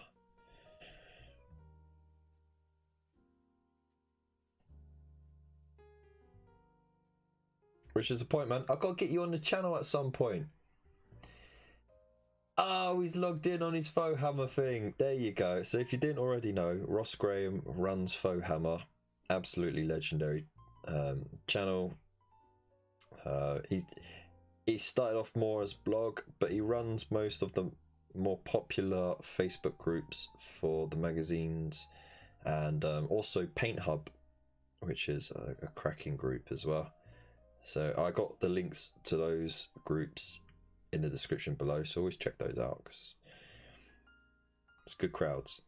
It's run by Top Lad. But yeah, Mr. Ross Graham, I've got to get you on the channel soon. It'd be great to have you on, just for a little hobby chat and chill. Or you know, if you ever just fancy just chilling out, just give me a call, man.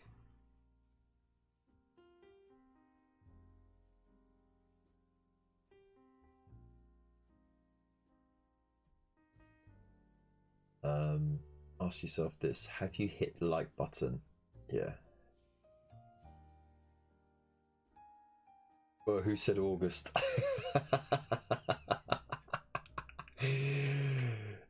Don't act like it's not gonna be August, mate. We know it's gonna be August. Back in the swing of things. Good. You're welcome, babes. Yeah, I know the mods run it, but you set the tone. You started it up in the first place. You know, without you, they wouldn't be there.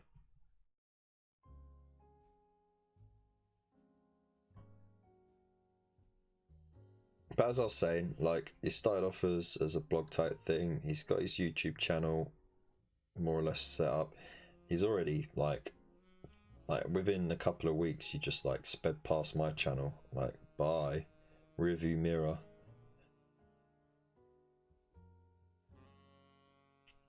No jealousy in that whatsoever, of course. You bastard.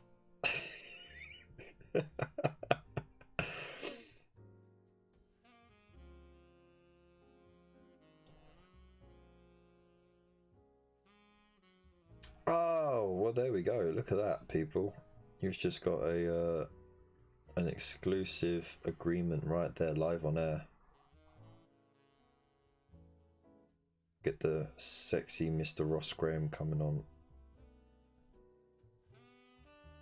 very soon.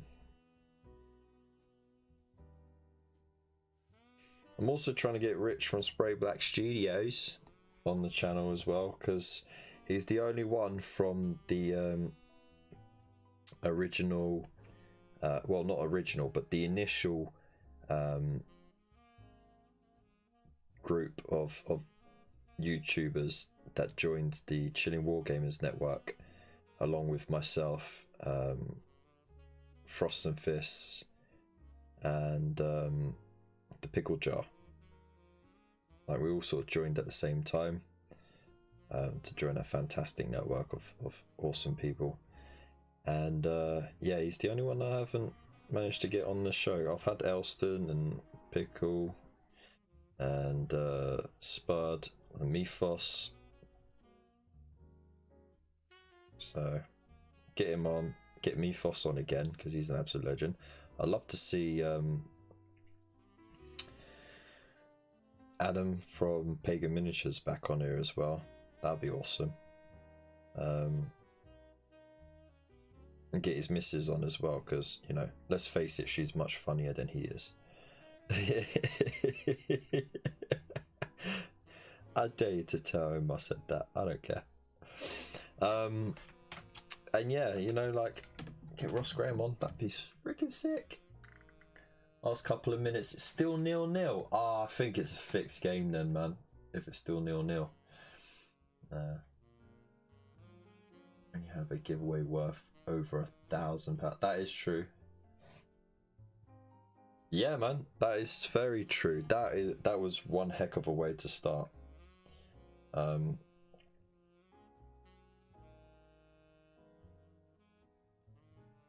mean, it would have been really cool if I won. Wait, have you done the draw for it yet? I can't remember if you'd drawn it or not. Because if you have, then I probably didn't win and I got really upset and salty and just forgot all about it. But if you haven't drawn it yet, then fix it.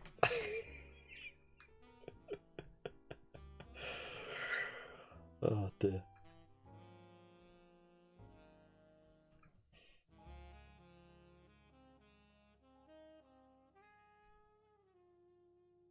I'm not salty at all. I know I haven't got the same reach that you have.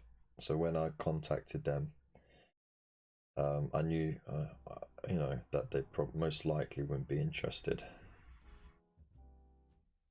Which is alright, it's fine. It's all good.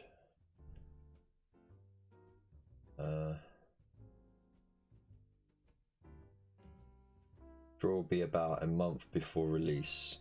Okay, so next month. Alright, got it.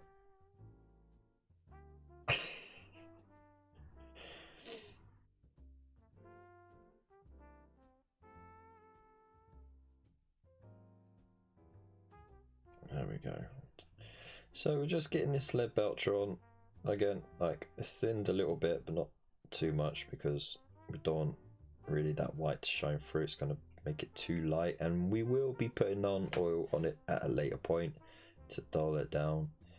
But it's just good to have a darker base to it rather than, you know, just allow it to get too bright. And I'm just being as careful as I can not to get on the swishy swirly bits, because otherwise you're in trouble when it comes to touching that up again.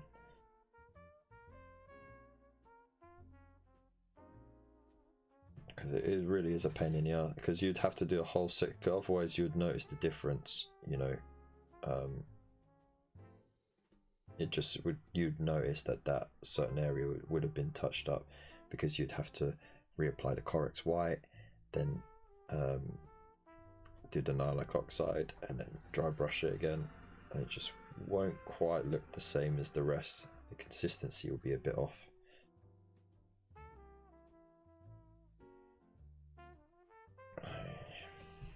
I'm not killing myself over it.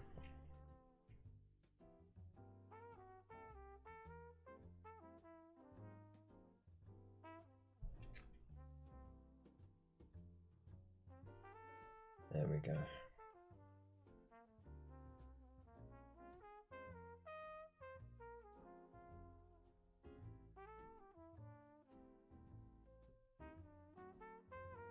Alright, it's not looking too bad. Yeah, I think we're getting a fair amount done tonight as well, which is cool. We've had a good chat and a laugh. Only 10 minutes left though. Before issue 1 of Imperium release, they had more subscribers than any of. Yeah, because I mean, they actually pulled issue 4 from the shelves and they didn't need it because, yeah. But I mean, like we covered the heck out of it, and yeah, because of the popularity of the Mortal Realms collection, and seeing that the Imperium magazine was going to follow suit, but not even that, the fact that you actually get 3 factions for the Imperium side, and then of course you got the Necrons, which, I mean, you got some really nice models in there as well. I think was great. And then the fact that they kept doing the 4 mini forces from different factions.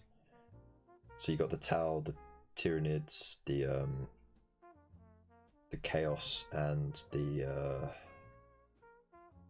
what was the last one?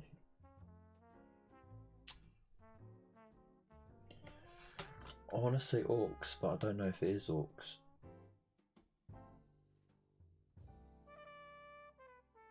What was the fourth bonus for the premium stuff? Hope you're well, Badfish. Hope you're well. Let us know what you're up to. What have you been up to? Hope you had a good week. But anyways, yeah, like the Imperial magazine, even though there's like the £1 per issue price increase, I think it's very much worth it. You save so much money on that collection. You get some amazing models. You even get a Primarch, right? You know for a fact that that issue is going to be one of the most popular ones because people are going to buy a few of them and then they're going to convert the heck out of Gilliman.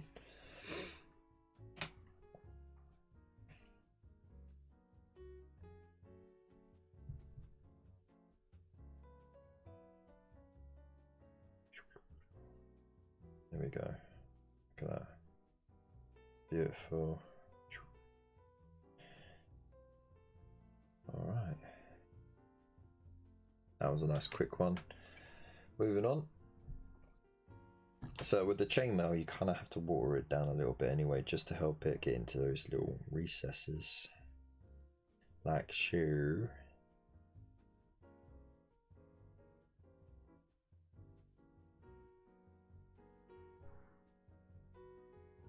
There we go.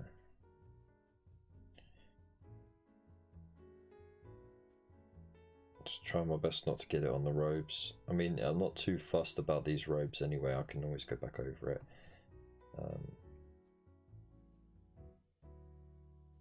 But I think when we do highlights and stuff at a later stage, I think it'll be too much of a problem.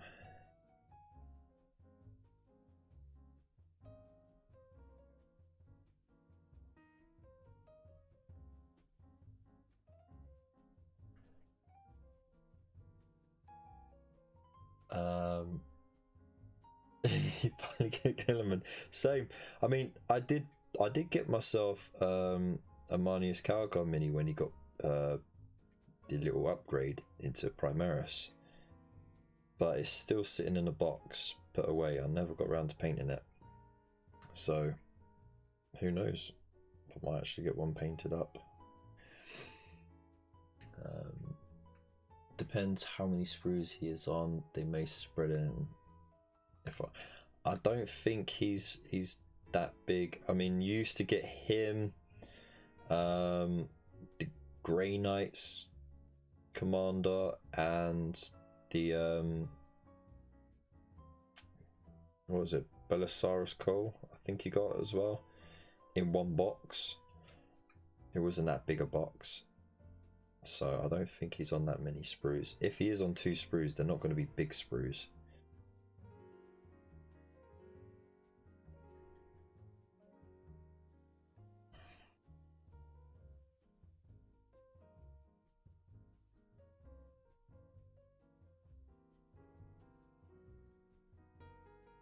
But yeah, I don't think that would be the model that gets spread. The Doomsday Arc, that will definitely get spread over at least 2 issues, because you can build it as the Doomsday Arc or the Resurrection Barge thing. And then of course you got the Triax Stalker thing. That's over a few issues as well, definitely, because it's got a few weapon options on there. By the way, if you get the option to build Tesla, just build Tesla weapon options all the way. With the Triax Stalkers, I believe they got like I don't know if that rule set has changed actually. I haven't seen the updated codex, to be honest, but they used to have this ability where if they had targeted a unit with their Tesla weapon, then all other Tesla weapons would get like rerolls, or they did extra damage or something. I don't know if they still do that, but it was like you had a Triax Stalker with Tesla weapons and you hit something, and then you got your Immortals with the Tesla cannons and you just went crazy for it. Depends. Still for 1798 get to.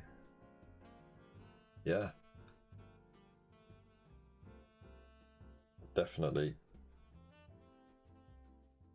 Ghost Arc, that's what it's called. You got the Doomsday Arc and the Ghost Arc.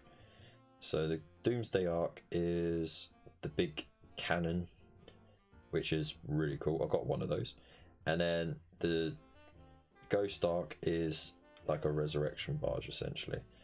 And normally in a healthy competitive Necron army list you would take 2 Ghost Arcs, because then you got a wider coverage for resurrecting your troops, and then and that stopped you having to pay the extortionate pricing for a monolith, like points wise, because they were quite expensive points wise. But I remember back in the day, man, you had a monolith, like you had yourself 2 lords on the board, both with resurrection orbs. You just spread them out, and it's like if that failed, well, that would work to bring your troops back. It was cool. I only gone and made it all complicated. The bastards.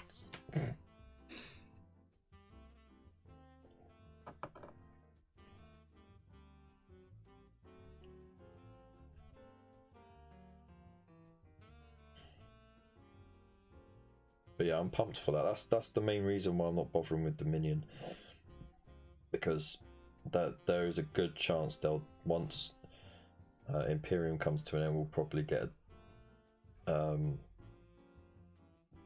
3rd edition of Age of Sigmar in the magazine, because the magazines have been so damn popular in just, you know, like for Games Workshop getting a little extra revenue for the sprues, which aren't going to be on, you know, the main focus anymore,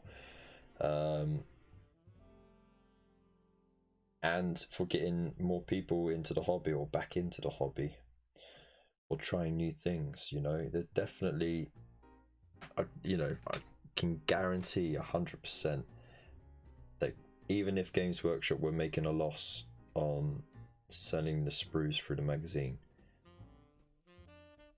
they were making gains from people going into their shop because of the magazine, you know?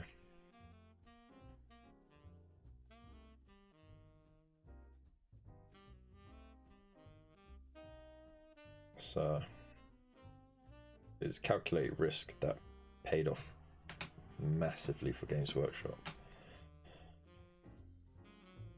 And Hachette are laughing as well, because it's like the most popular partworks they've ever had. It's caused all kinds of logistical issues for them, getting so many issues out and packed and delivered on time and stuff, but they're rolling in it now, man.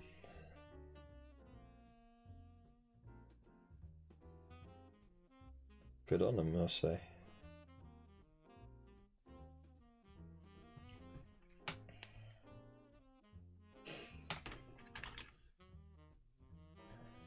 Right. Gonna need a little bit more lead belcher. I think once I've finished with the lead belcher, I might start tying it up.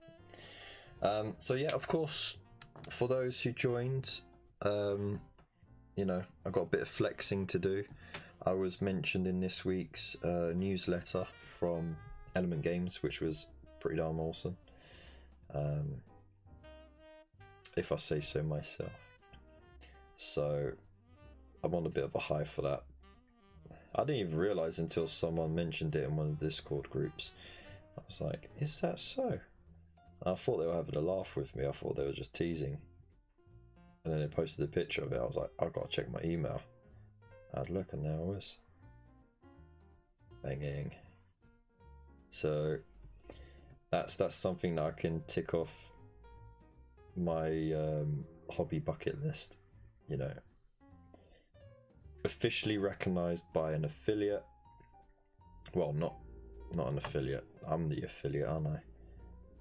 But by a company that I affiliate with in a newsletter, and I've featured on the Warhammer TV thing. So it's been a good year for the channel.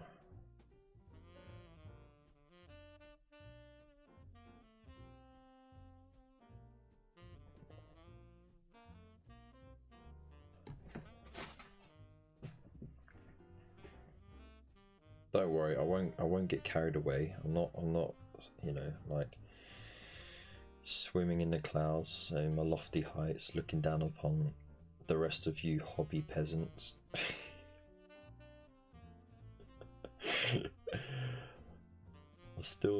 I'm still Kevin from the corner. And no apologies for that either.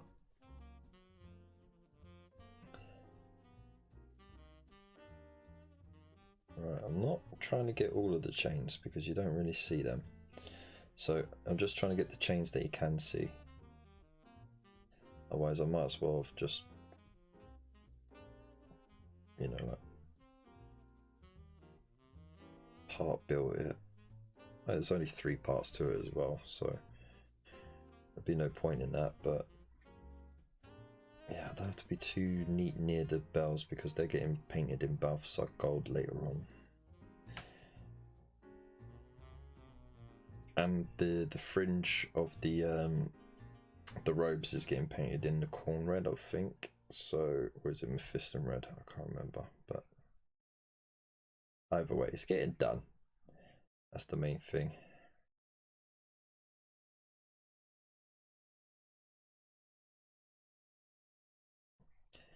And yeah, that's Balthasar gold, so I'm gonna leave that. But as I said, like, I do honestly believe it's because you lot have been amazing, fantastic people, and you've been supporting the channel by hitting that link and getting all your hobby supplies through there and using the bonus points, codes, and everything like that. That they have seen that, you know, I've got a strong community behind me and a good following. And I believe that definitely influenced their decision to feature me this month. So yeah, big shout out to all you corner hobbyists. You're all amazing. Love you all. Right, let's get some heavy metal in before we finish.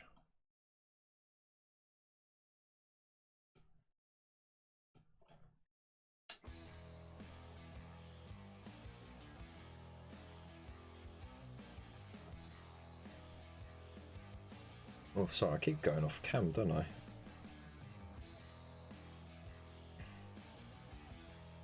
Right, so that is that done. Booyah. Booyah! Hit you with the booyah. I ain't playing around.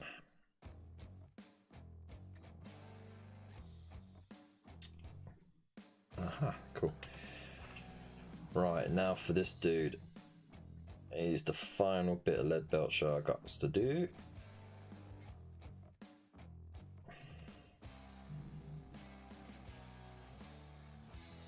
At least then I can say I've got some paint on them so they don't look too bare and weird for the battle plans that we do. Little battle reports.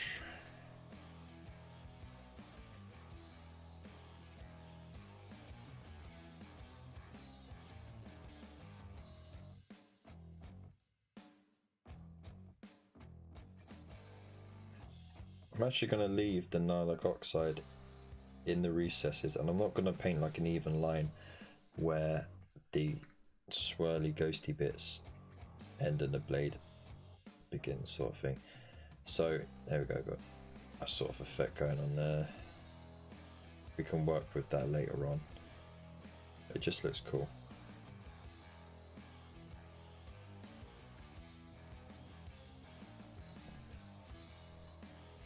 Because Mum always said, posh is as posh does.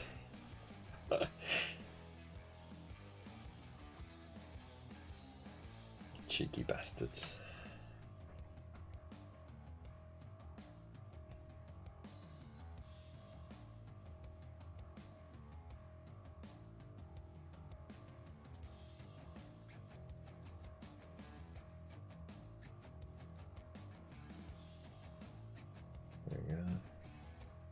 think I made that a bit too diluted. So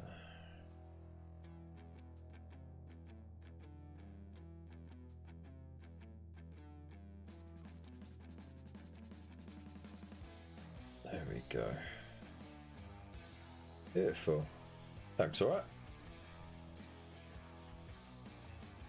Hi. Cool. Don't think he's got anything else on him really, has he? No. Alright, there we go. So, done alright.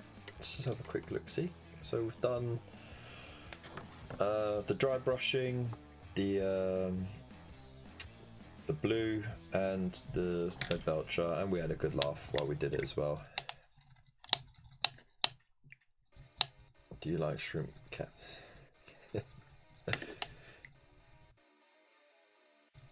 Wow. Oh dear, oh dear. Oh, you know what?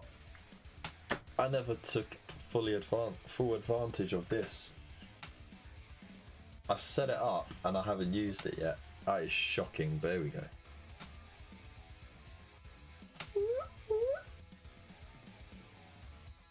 Hey up, Chuck. Give us a 12.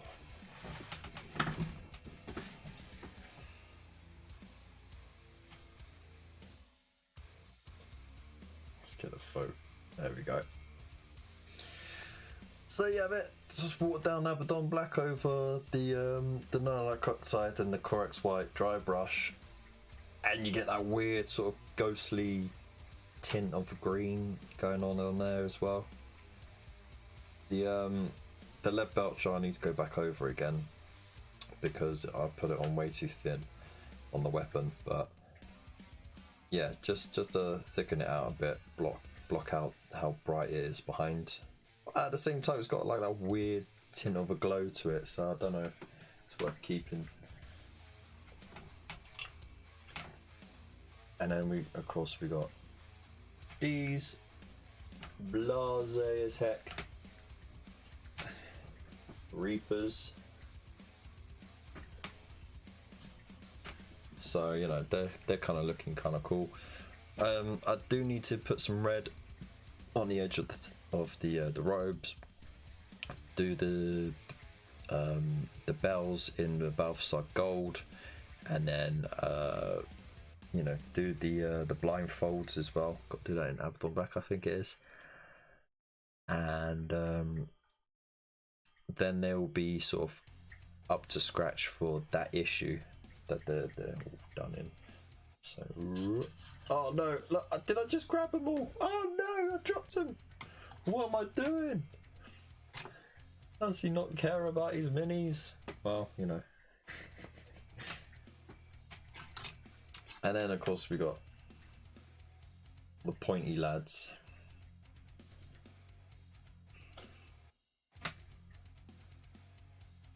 I'm watching the screen, by the way. I can't see what I'm doing. I'm watching the screen to see what I'm doing. So I'm feeling around in the dark, essentially, because I can't quite see what I'm doing. There we go. Look at that. That is coordination and a half. There we go. So that's what we got done with those as well. Again, do the half of the weapon, do some shading, job done. Like they'll do for another 5 or 6 issues before we add more colours to them. So yeah, we got a fair bit done tonight. I'm pleased with that. I'm gonna have to start working on the Azurite ruins, get those ready for Monday's battle plan, do a little playthrough thing. So that's going to be exciting. Of course, that's at 8:30. So of course, always check that out. But make sure that you are subscribed. So hit that subscribe button and make sure that you select the bell icon next to it, and you go straight for the everything option, because that way you won't miss anything. Because if you just click subscribe, then it will sort of pick and choose what you want to see. You won't really catch everything. As always, there's so many amazing groups in the description below. Facebook groups, a lot of which are hosted by Fauxhammer, Mr. Ross Graham, the legend that is. So go check those out. And of course, the Chilling Wargamers Network. which is amazing as well. And if you go on there, then you can get access to the Discord channel as well, which again is amazing. So yeah, thank you, man. It is progress. Any progress is progress made, right? And then all my social media links are in the description below as well. And if you want to help support the channel, there are various ways of throwing cash at me, which is always gratefully received, sorry. But the best way for you guys, and it helps the channel massively as well, is to hit those affiliate links. So if you want to get your pre-orders in for the Mortal Realms magazines, then hit that link down below to Forbidden Planet. All issues up to issue 80 are available for pre-order, so go do it. Get yourself all those fantastic stuff. Make sure you don't miss out on the Mortis Engine issues as well, and the Celestin Prime as well. The Celestin Prime, you can't miss that dude out. He's Tonk. And then of course you got you know, Element Games, which, you know, gave me a shout out. So cheers, lads, if you're watching. Go check them out. Get all your hobby supplies through there. Try and pre-order if you're going to get yourself the Dominion box. Try and pre-order yourself through that link, and then that'll help us out big time. And of course, don't forget the code, because you get so many loyalty points for getting that box with Element Games in the first place. But if you use that code, you get double those points. I mean, that's basically, you know, if you wanted to get the extras or whatever, that would probably pay for half of that. Yeah, so go for it. So yeah, thank you again for everyone that does support the channel already. And don't forget, the most important thing is, of course, the raffle tickets. They are selling out fast. There's only 200 of them, and you've got some fantastic stuff going. We've got the Start Collecting box of your choice, brushes and brush soap from Broken Toad. We've got vouchers for Geek Gaming Scenics. We got exclusive 1,000 subscriber celebration merch for the Hobby Corner, and we also got there's one more, the exclusive Pagan Minis set of miniatures, beautiful Viking and Vargar going toe to toe. So go check them out. And as I said, and I promise it, as soon as we get to 100 of those tickets sold, so that's halfway, I will showcase our bonus prize, which has been sent in by an absolute legend of the community. So I don't want to spoil anything. I'm really excited to tell you guys, so please make it happen. And of course, it's open to anyone around the world, so it doesn't matter about international shipping, we'll get it to you. So go ahead, get as many tickets as you like. All proceeds will go straight to helping the channel expand and grow. So a big love to you all. I love you all lot for tuning in. Thank you so much for being awesome. Yeah, peace.